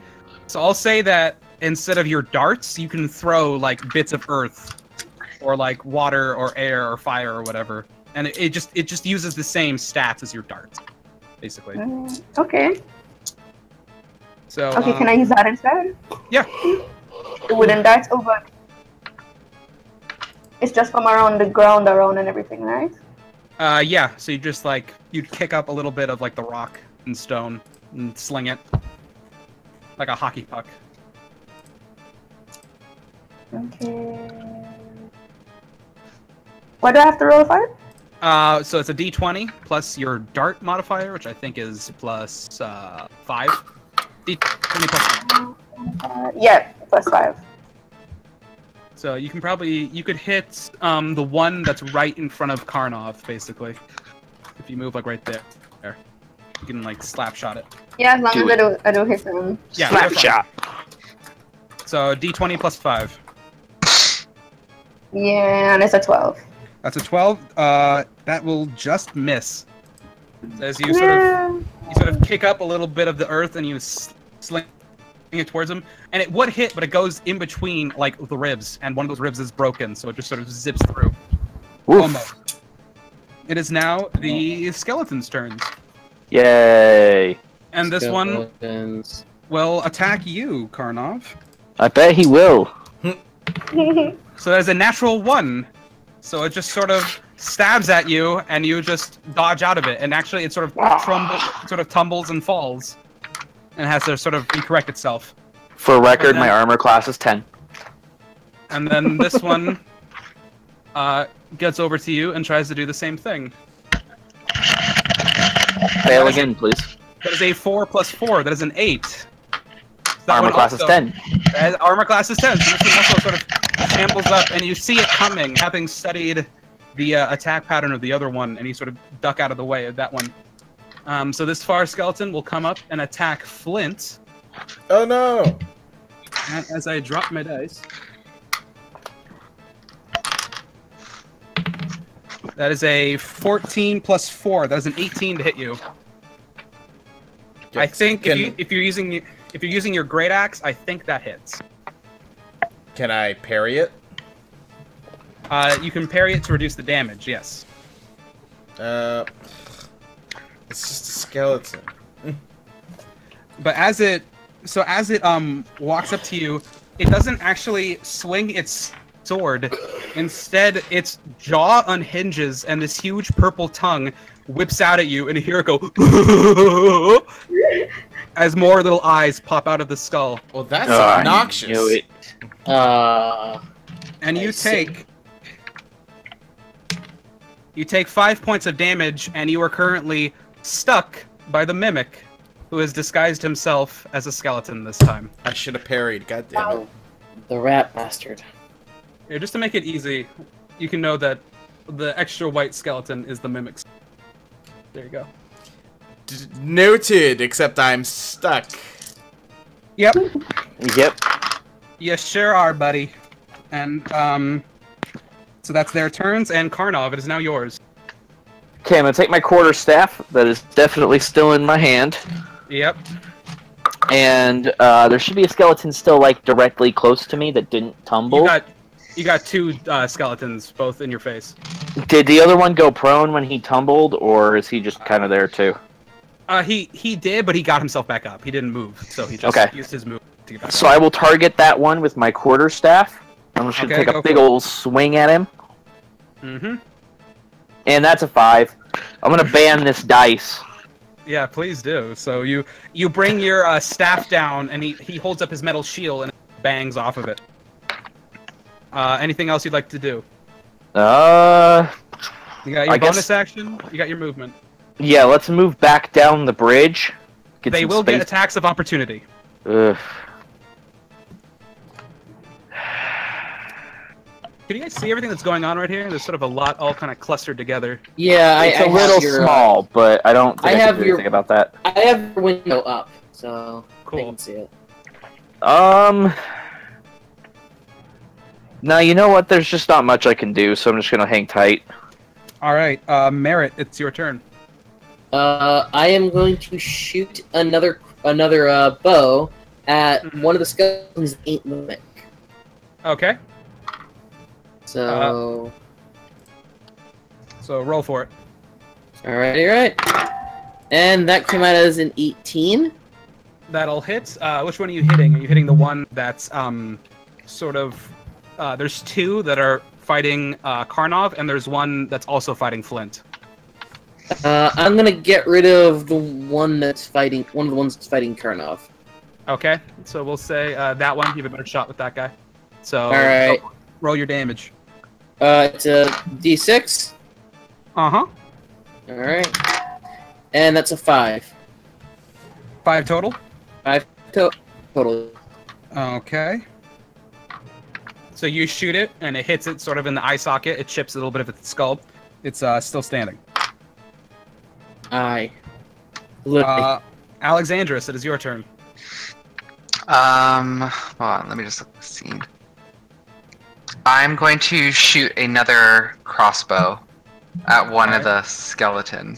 I guess it's very bunched up. Sorry, I'm just looking. Yeah, sorry. Hold on. I can also try just like picking up the camera. But, yeah. So here is Flint. He's the dwarf guy. Here, I'll do this much. Here's Flint. This is the mimic, the extra white skeleton. This skeleton is also fighting Flint. These two skeletons are fighting Karnov, the white tiefling here. Okay. I think I'm gonna... This one has taken damage. These two are untouched. Okay. I think I'm gonna hit the one with that has taken damage, so that we can... Okay. Roll for it. Okay. 7. That will miss. So you shoot it, and it sort of bounces off its helmet and knocks it on the ground. And that is it.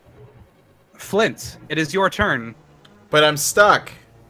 You are stuck, so you'll have to roll to get unstuck. Okay. Initiative roll? It's actually an athletics check. Oh, well, I have a 6 in athletics, so... That you do. So 16. Yeah, that'll do it. So you wrench out of its mouth. Yeah! How about that? Alright. And then, can I go forward with an attack now, or is that my turn? It's your action to break free. You can move. If you have any bonus actions, do that. You can also action surge if you want to do that. I will action surge with my great axe. Alright, who are you attacking? The mimic. Okay. Fuck that guy. Let's see. 15. 15 will hit. Okay. Wait, plus my attack bonus. Yep, so okay. Definitely. Okay, so 21. So that's a D12 plus your attack modifier. 11 plus 4, so 15. 15 damage. 15, so you sort of just wrench free from this tug as it's going... You just, like, take your axe and just bisect it, like, straight down the line. And you cleave the skeleton in half, As you cleave it, it goes from being like this white bone structure to this amorphous gray, and you hear go, ooh! I'm imagining like the Yandu. Oogity boogity boogity boogity. Yeah. Yay. And then it just Good dissolves and turns into a puddle of nothing. Yes. And the mimic is dead. Good. I spit on it. I spit on the pile of gray stuff. All right, so that is your turn. You also have bonus actions. If you want to use those. I wouldn't know what to use them for. You got your fighter thing. Do heal. Your second wind. But I think that's about it. I will second wind to the other closest skeleton. Second wind is to heal yourself. Oh. It's not a damage thing. Oh, I'm thinking of the action surge, which I already did. Yep. Alright. I'll do that. I will do the second wind to heal myself. Alright, so it's a D10 plus your fighter level, so plus 3. Let's see.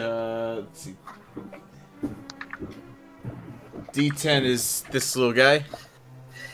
Yeah, it's the frilly one. Frilly one. The top one. Yeah. 4 plus 3. Alright. Okay. Alright. Okay, so you're back up to full. Wunderbar.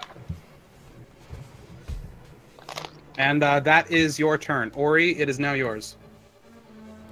Can I use like a wisdom thing, my wisdom, to figure out how to fight them? How to fight, to kill all of them now? I mean, they look pretty frail. You think you can kind of just wail on them with your fists or pretty much any weapon. Everything seems to be working on them. They're not sturdy. Okay. Could I use the spear and then just like swish all around, like kind of like a Sith? You could run up and you can do your monk flurry of blows to attack like 3 times. Okay. All right, so that's 3 attacks, 1 with a spear and then 2 unarmed. Yeah, so it's a +5 on all of them. It's on a D20. So we'll roll 3 attacks. Okay. And The first one is 25. hit. Oh, that's a crit. So yeah, that's great. Nice. The next one is 16. Score. 13 hits. Yep. The last one is 23. Is 23? Okay, yeah. So those are 2 hits and a crit. A crit with the spear too. Wait, it's +5? So yeah, it's +5. Yeah. So all right. Dang. Okay. So which one are you hitting with the spear? The one who's right by Flint, or this one right here? Yeah, the one directly in front of me. Okay. So you will In front of roll. my character. So since you crit, you do double dice. So roll 2d8 plus 3. Score. 2d8.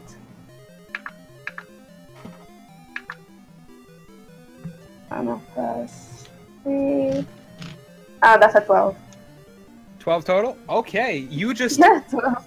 Ori just runs up and thrusts his spear right through right through the rib cage of this skeleton, and just the sheer impact of his spear point crumbles it, just like this explosion of frail bones, and this skeleton is just destroyed in 1 hit. And then he turns and pivots and punches this one twice. So roll 2d4 and then plus 6. 2d4. 6. 12. 12. And then, so Ori runs up, does that spear thing, turns around, and actually, do you want to do it with your fists or with kicks? With the kicks. So after this thrust sort of just leaps up in the air and bicycle kicks this skeleton twice in the head, sending the skull flying, and also making that one crumble. Wrecking crew. Alright, and that will be your turn. And it's one last skeleton, and he just swings at Karnov because he has nothing better to do. That is a 9 plus 4, so that is a 13 to hit. Okay. You take 7 points of damage as it drives this short sword right in your thigh. Okay. So you are at 10 hit points now. 10? Yeah, you took a little bit of damage from something. shit. Oh, yeah. No, yeah, because we were thrown out. I Right, remember no, that. because of the gunshots, you got nicked by a shot as you ran away. Right, Alright, so right. You're at 10. Yeah. Hit 10. Okay, so, but it is your turn. I'm gonna take another swing at Skeleton's head with the quarterstaff. Go for it.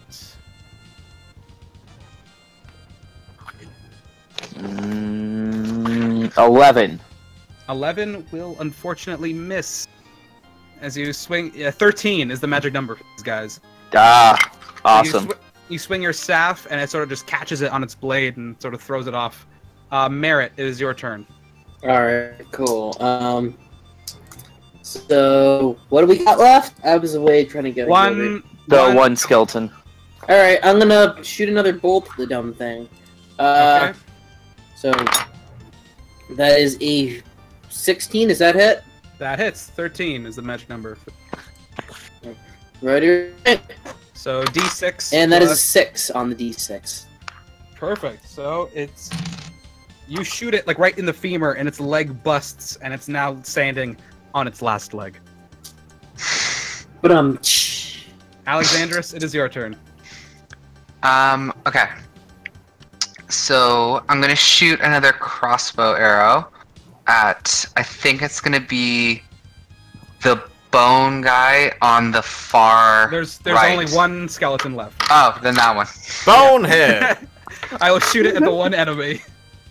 At the one guy. Yeah, not on your evil, not the actual evil. 16. Hits. And then, It's a D8. so Alex, I have a question just as a reminder. It says 1d8 plus 2, so is that... Okay, what's your dexterity modifier? 'Cause actually, I think I'm gonna goofed it up. My dexterity is 0? Okay, Oh, so, no, then you don't have Yeah. a modifier. It's just a flat D8. It's just D8. No modifier. So there's no attack bonus? There's no +2. Sorry, that was back when I had your dexterity swapped around with something. Okay, but I Sorry still about have an attack bonus that says +4. Then that should be +2. Ah, There's no dexterity. Sorry. okay. So I think- it's Yeah, okay. but a 14 would still hit. So yeah, Okay, so 2, I guess. 2 is just what you need to shoot this skeleton with a meager bolt right in its other leg, and then it crumbles and falls apart. Da da da da da Da, da, da, da. All right. You've successfully killed a bunch of skeletons, and you finally hunt down the mimic. creepy crawly skeletons. Yeah. How spooky scary. I'm a little sad you killed him. If he would have like ran away again. You were supposed to keep popping into this guy over and over again. Oh well. That isn't to say you can't write a return for him back in. You can just make another one. Oh, I'm back. Make him like the ghost pup in Luigi's Mansion. He's constantly returning. I love that Okay, game. so you Oh now- boys! Looks like he's returned for his noon feeding. Okay, so now you guys are all on this bridge overlooking this four-way intersection. There is a small sort of corridor directly above you. The river is coming from the right, and it is heading left. Where would you like to go? Across the bridge, I guess. Yeah, that'll do. Follow the yellow brick road. We Okay. earned it after that crap. So you cross the bridge, Yeehaw. and then do you guys head straight? Or left, right? I have no memory of this place. So we want to do a perception check? That help us? Sure.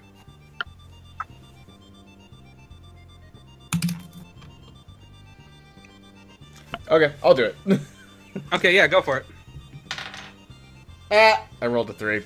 Don't even... No, that's embarrassing. See- That's just embarrassing. Flint's just like... You're looking around, but Flint, you hear something. Oh? You hear, Mister, Mister? can you come to the water, Mister? Don't come to the water. I'm not. Guys, Nope, let's- not trusting that. Not trusting that creepiness. Mister, I can't swim. Can I try a... Try setting the water on fire. Can I try a deception check to see if they're lying? Nobody hears this. This is only Flint hearing this. Oh, okay. So unless Sorry, he says that's the way to something- plug in. You ever have one of those shower thoughts and you just anxiously ask yourself, "Am I schizophrenic?" And then somebody just says yes to you while in the shower. Is that you saying that out loud? Yes. No. Yes, Flint says that about showering. He's that's pretty much how he feels right now. I'm actually glad you shower, but Yeah. Don't we shower? We're a clean team, aren't we? I mean, I hope so. Okay. Flint, where are you standing? Kind of in the middle of the bridge. Okay. Insight Good is to know. only for people, right? Yeah. Like if I mean, you can use it on other things, basically. But again, He said- nobody knows what's happening. This is just something that Flint heard. I like how Alex just says okay and then just smirks a little bit. I could use like my insight to see which tunnel or area. It's usually on people. You probably try perception, investigation, maybe. So yeah, Yeah, my perception is higher. I'll do perception. Okay, so roll it. And 3. Oh gosh, it's a 9. It's a 9. With a 9, it's really hard to concentrate because the smell is getting progressively worse. It's a little bit overwhelming. To take a step in here is to like resist the urge to vomit. It's getting really bad, and you can't really tell much again other than the river comes from the right and it flows to the left, and like that's like the main channel, and then the channel you followed feeds into that, and then a smaller channel goes off into this like sort of dark tunnel directly ahead of you.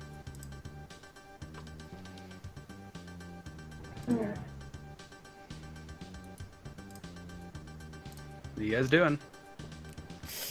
Well, I've made mistakes so far, so I really don't want to do that again. I feel like everyone's made a mistake so far. Mistakes. Yeah. Today's just a big fumbly day. You could say it's a really crappy day. It's just one of those There's your days when you title. don't want to wake up. There's your title. Hey guys, I'm sorry to the audience because it's the shittiest episode. Okay. This Yeah, I just shittiest made a Stop. Limp Biscuit reference. To stop that, I'm gonna do another Arcana check to get a vibe for any magic in the area again, like I go did for it. before. To try to give us some motivation. Sweet. And I'm About actually a gonna do nat the same. 20, as my dice decides to redeem itself. A nat 20. You actually like I said that ozone smell. You smell a lot of it directly ahead of you, and there's a little bit to the left. Oh, that is a magic funk, isn't it? It's a lot of other stuff too. You feel some sort of your hair stick up on your arm a little bit as you concentrate on directly ahead of you. I feel a Hey, disturbance. Hey, while we were going down here, any of y'all hear a voice in your head? I heard one just now. You guys didn't hear that? You didn't hear the creepy voices just now? Alright, there is something funky going on. I think it's our tentacle boy. So, why don't we, I'm gonna try to over follow there. the feeling the best of my ability. And Okay. continue It's walking just- forward. It's just directly ahead of you. It's down Yeah. that narrow corridor. I'm going down the narrow corridor. I'm just ignoring them at this point and just following the vibe that I've got. Okay. So what's the marching order? Who's up front? Who's in the back? I'll follow behind him. Okay. Target's behind you. I'm in the middle. All right. I guess I'll be second. I guess I'm in the front like before, since vision. Okay. No. Who's in the back? You guys are Who's all in the fighting. back? Yeah, I'm already going Very- down. You're all following only me now. Okay, It's only a alright. 5-foot corridor, so you have to be marching Alright. single. Okay. I'm in the back then, so that we got somebody looking behind Okay. who's got the dark vision. And I'm right behind. Okay. Target. Well, that is a Target. natural 1. So, Flint, you see behind you See. this quick whoosh, flailing thing like a whip shoot out of the water and snap at you. And you just pull away from it, and then it just sinks back into the water. No. And you just There's hear, our monster. you just hear that voice in your head. Please, sir, it has me. Nah, dude, I saw this episode of Bleach. Okay. So you keep marching forward, following Karnov. Okay, so hold on. The tentacle's just kind of like there. I just hear it or see it. It's slunk back into the water, and again Okay. the water here. So the It's water just here kinda- is so brackish you can't even see into it. You can't see Oh, nothing. excellent, excellent. But green and little like floating pieces of trash and scum and probably bits of poop. Oh, great. Okay, all right, good. Oh, Yeah. Wonder Bundle. So, Karnov, as you sort of lead people into this corridor, the smell actually gets a little bit cleaner, and that smell of ozone is starting to get more present. mm-hmm. And you see a chamber before you where the foul water that's running, it runs into this pool of clean water. And in the middle of the pool, you see this like island of stone and metal. It's a small spire, at the top of which is this glowing diamond. And there's bolts of lightning crackling from it and into the water. And the lightning shoots down into the water, turning it from spoiled to pure. And you see in the back, there's like this variety of levers, gizmos, and then it also looks like there's like these two little machines jostling around out of control. But then as you watch them, you see that they're moving of their own volition, and they have these thin arms and legs made out of brass and silver. And as they turn around, you see that they both have faces. One is round with one large crystal eyeball and a thin mouth, and these little like wings jutting out of it. And the other one is slightly larger, and it looks like these two boxes with a large cog between them. And the top box of metal has two small crystal eyes and a small little like grating in place of a nose, and a metal mouth with like rather pronounced lips and buck teeth. And this boxy one notices you as you walk in, and it has like this big like goofy smile on its face, and it sort of like clampers on up to you, and it just chirps, "Ee-oo." Huh? "Ee-oo, ee-oo, ee-oo." What? And it's like sort of like scanning around, and it taps this little thing on an arm, and the lightning like keeps shooting the water, and then it stops. And it says,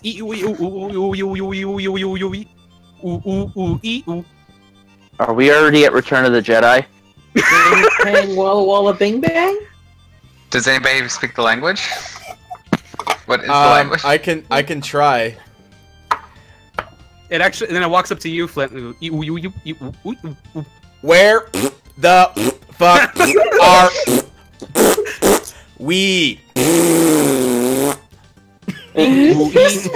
It's Spit it on to the the camera. camera. We see the little bit of it.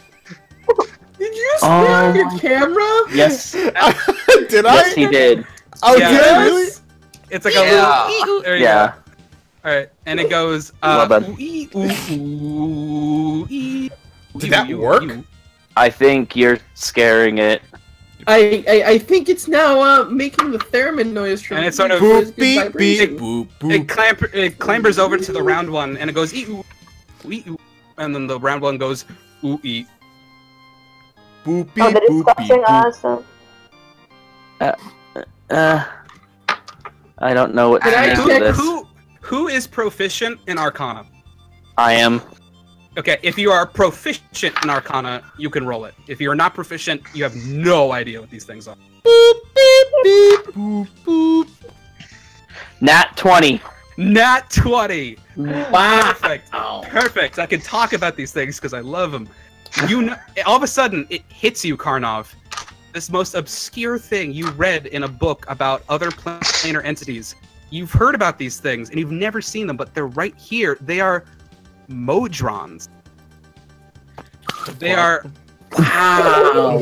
they are living constructs from another plane that is entirely made of machines. It's really obscure, and it's rare for these beings to be outside of this plane.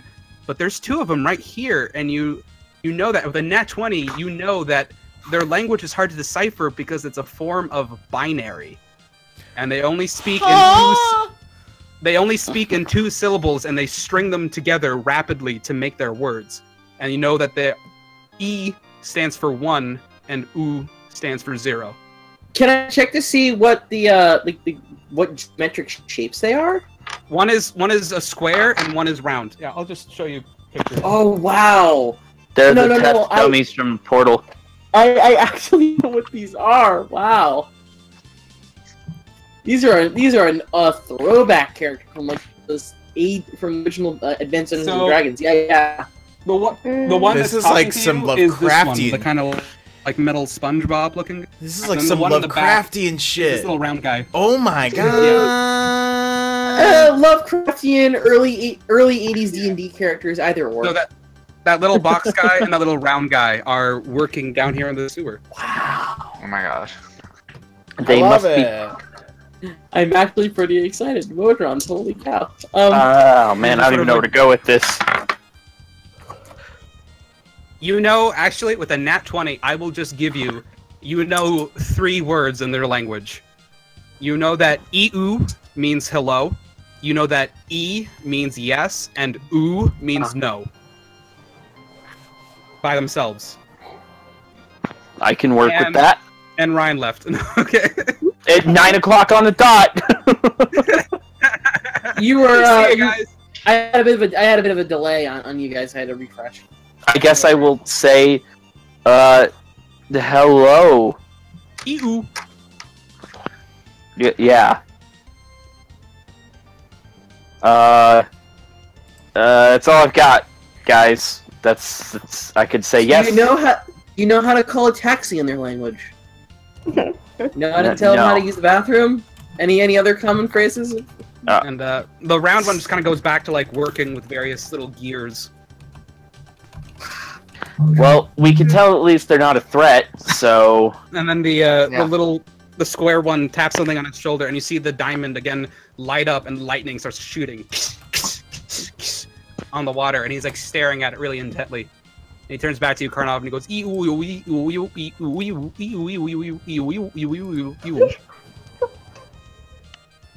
Yes. E. Okay. I don't know. E. It says. Ask a question about the diamond or something. Like it has to be a yes or no question. Is this your device? It sort of like looks around and it puzzles for a second, and at first it goes E, and it like nods its head, and it pauses for a second, and then it goes ooh, and shakes, and then it goes E. Oh, you've confused them now? What is your name? No, yes or no questions. What is your name? EU. It's EU. Or is your name EU? Ooh. And it shakes. Just let's leave the diplomacy to other people. Don't try to eat them. You know what? Let's just give him a real name. I vote for Fluffy. Have you been down here a long time? Ooh. No. EU. Can you understand? It points to Flint, and it says ooh, but it points to Alexandros, and it says E. So I'm yes. Are they racist? When you asked, has it been a long time? He points to Flint, a dwarf, and says no, and he points to Alexandros, a human. Oh. I'm lost. In amount of years? Oh, that's interesting. I'm. Whoa. Share. Y'all don't get what that meant? Clearly. Clearly not. So if Was it something if it's saying it's been a long time, points. What was the order again, Alex? Flint. It's not been a long. It's no been a long time when he pointed at Flint, and yes, been a long time when he pointed at Alexandros.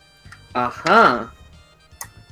So it hasn't been a long time for a dwarf who lives for, I don't know, centuries, but it's been a long time for a human, which only lives for about 80 years. So yeah, they've been down here for a couple decades, is what I'm gleaming from that. Okay. It nods.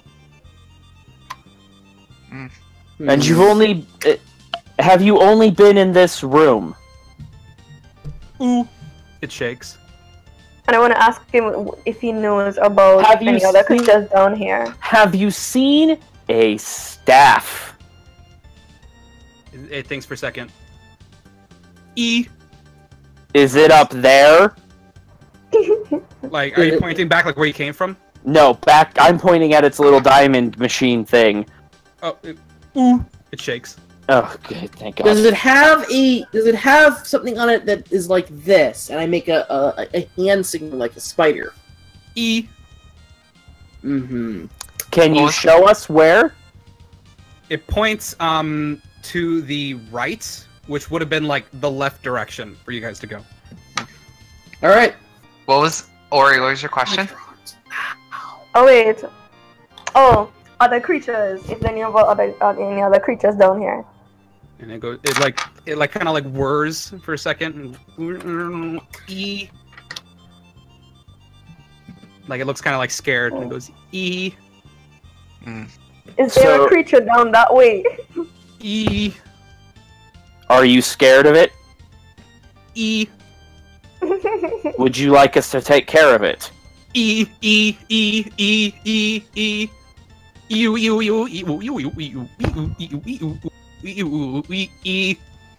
Well, I guess we go stabbing and things. Aye. Karna, can you ask the thing one more question? Is there something down here that we can kill a revenant? Okay. Is there something down here that can kill a revenant? It sort of like thinks and looks really confused, and it goes, it like doesn't know how to answer it. I'm gonna take that as it has no idea what we're talking about. I mean, like it was following you, but like as soon as it heard the word revenant, it seemed like it didn't understand. Cool. No problem, little buddy. You're good. You're good. We'll go take care of the monster, and I'm guessing the monster's guarding the staff? Alright, guys, we gotta go fight a monster. Yeah, we knew that. Well, that's all I've been able to get from this. Well, I mean, it was at least interesting. You don't get to speak to a Madron any day, do you? I honestly can't tell if I was really speaking to it this time. It seemed to be following you. Surprisingly. He speaks alien. How about that? We'll come check on you, after we're done, okay? It says, and then it walks back to the gizmos, and then it comes back with a scroll. And on the scroll, you see a drawing of a gnome man with sort of spiky hair and a goatee, and he's looking like rather like manic. And it says across the paper, Bureau of Transit, and he points to the paper and he points to you and he says, E. Yes, E. E. And then it says ooh and waves its hand. And walks back over and starts clicking its thing on its arm again, and then the diamond starts shooting the lightning back at the water, purifying it. Okay, so I turn around and I tell these guys, okay, so just so you know, we are a part of the Department of Transit again. Huh. Well, you said- Wasn't that on so, the chest too? That was on the chest too, right? That was on the chest. The that was Bureau on the of Transit. chest. Does it, So, connection? the department. So let me follow this. The Department of Transit is using a modron to purify their water. How does the Transit Bureau control the water? I don't know, but I know we've tried this con before. Let's just maybe not screw it up this time. Roll a history check, Merritt. Sure. And actually, anyone can roll a history check if Merritt said this out loud. I said it's an 18 plus what else do I have on the history? 2, so it's a 20. I think he's good. You do know that the leader of the Bureau of Transit is a gnome man named Sumi, and he is renowned for not just being like the master of transit, but being like the best inventor in the city. He's the one who also built the Clockwork Castle. He built the university that Tinkertown has. He seems like he does a lot. So he's like the dude. He is a dude. He's like pint-sized Elon Musk, basically. Yeah, I was about to make the Elon Musk thing. Alright, so... Anyway. A modron, though. The mysteries get deeper. Can you all pretend to be employees of the transit division? Again. I can try. We did it I can before. try again. I cannot stress that we did try this before. We just have to do it better this time. I mean, Yeah, we just need to make sure that Flint doesn't stick an axe into something that he you shouldn't know, again. that was Well, I mean, already falling apart at that Actually, point. in fairness, we actually do need him to stick an axe into something. Stick an axe into Bow wow. something that it belongs in. I mean, dealer's choice. Dealer's choice, honestly. But let's go do the killing, I guess. Let's go do some choppy, stabby, grabby, bringy, get the zig. I like that my character stop. has You're descended getting, from you're a. getting bad. I like that my character has descended from plotting, conniving manipulator to literally Cosmo Kramer. But I've always warned jockeys. You don't make D&D characters, you find them in the game. Like, I had a mission, and now I'm Kramer. So you guys continue down the path that the little Modron motioned you towards. Should we change the walking order? Like, maybe put Flint up front?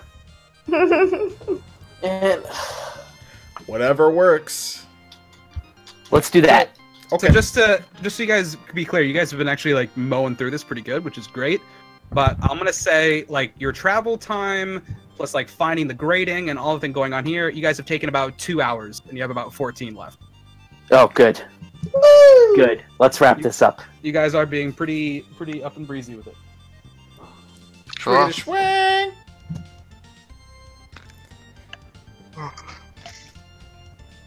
Okay.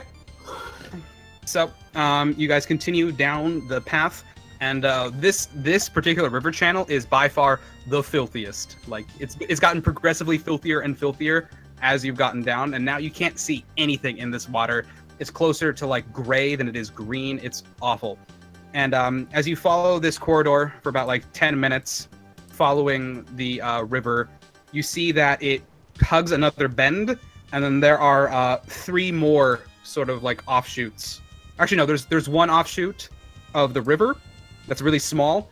There is a little like hallway that's not connected to the river. It's just like connected to the walkway, and then the river itself goes down to one like bigger opening room.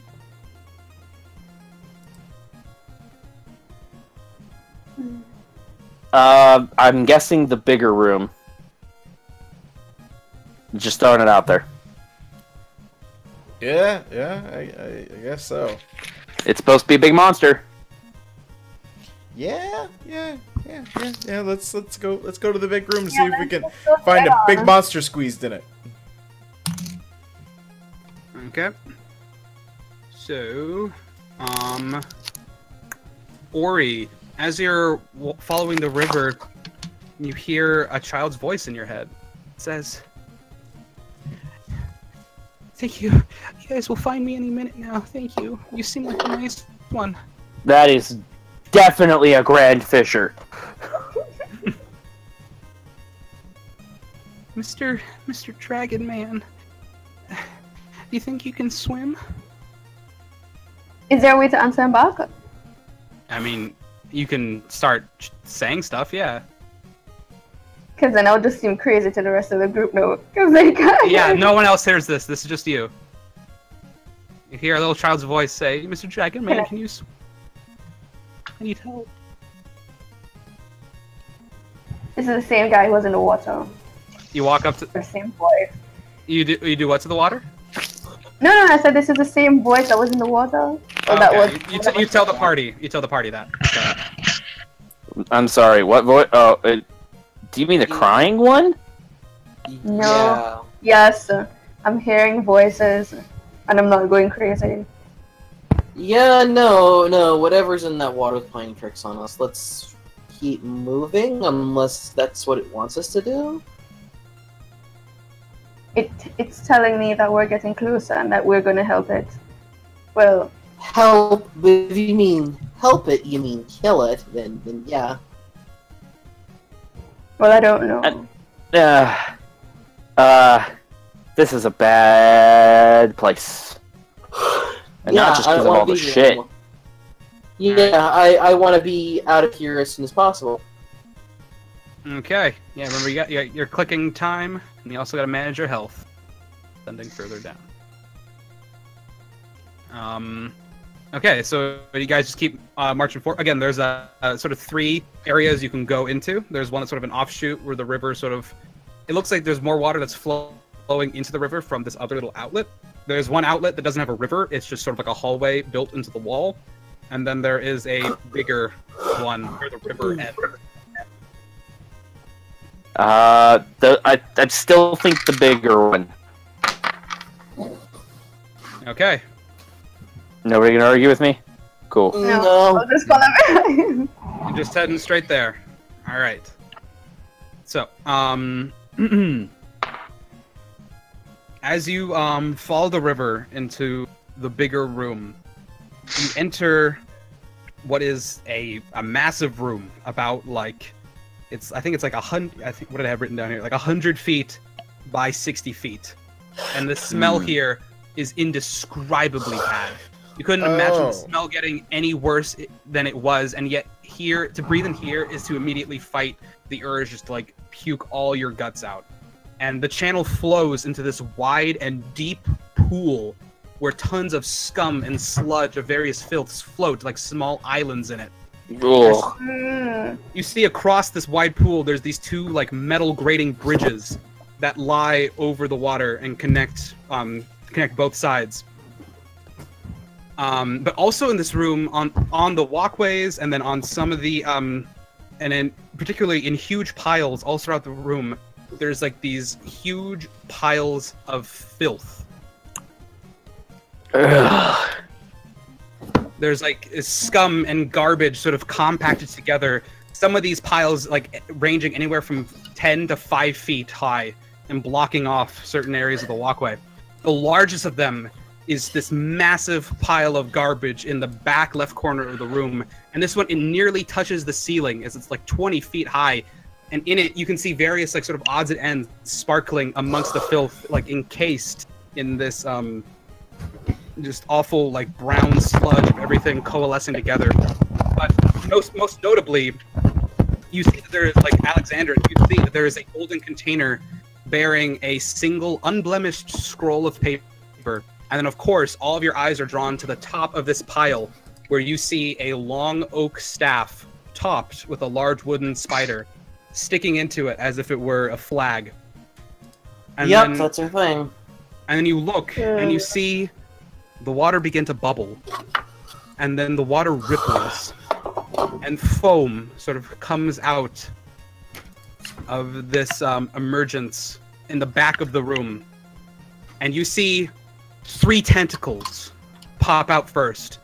One of them is short and stubby, with 4 black eyeballs blinking in each direction, and it scans the room as it looks at you. But the other 2 are 10 feet long. Flint, you recognize them. They almost grabbed you. and they're ended with these rows of dripping spikes. Oh no. It sort of swims to the back of the room, and then a body hoists itself out of the water and onto the walkway. And into this, like, into the big pile of muck. Its body is wide, round, and bulbous. It's almost like a hippo, only it supports itself on only 3 wide and stubby legs. Its skin is porous and yellow, but then it uses the tentacles to grab the gunk and coat itself brown. And then it just turns around. It turns its round head at you. And you see this massive, again, sort of like a hippo, but with the eye tentacle scanning on top of it. And then the creature just opens this huge maw, showing 2 rows of long, curved and sharp teeth like scimitars. And you hear the child's voice in all your minds now, and it says, "Welcome home, dinner. You all look delicious." And that when the creature roars and it belches out this cloud of brown, putrid air.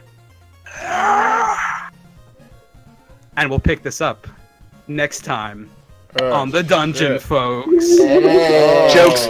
Jokes on that shit monster. It thinks it lured us there. So we will pick this up again next week and see how our adventurers deal against the new mod. I was thinking about it. You guys just elevated from a street shark to a shit shark, basically. Yeah. Now we're fighting. Now we're fighting a boss. Is that an elevation? Yeah, we're just doing a Dark Souls boss now. Yeah. Now we're no, not Dark Souls. Now we're fighting a boss from Conker's Bad Fur Day. Yeah, that too. Yeah. Yes, indeed. Sure are. I don't So know. that was a. I am getting some ceaseless discharge vibes from this thing here. Yeah, it's pretty grody, and so we will pick this back up next week. Thanks for everybody tuning in, listening to this later. Yeah. We hope you have fun. I thought this was, and it'll be fun next week. Catch us then. Until then, keep checking us out, the young folks, and what the BPAT podcast is also going to be here. Yeah, with your weekly Rivers Cuomo quota. Hey, We put out a new song. Our favorite bit. Preview, we'll probably be talking about Logan Paul, so definitely. Oh, fantastic! Definitely. That's the best. That's the best. Okay, well, we'll end it. We'll end it there with Poop Monsters and Logan Paul because they're the same. Yeah, that's Internet Bye, 2017. Bye. Okay, bye.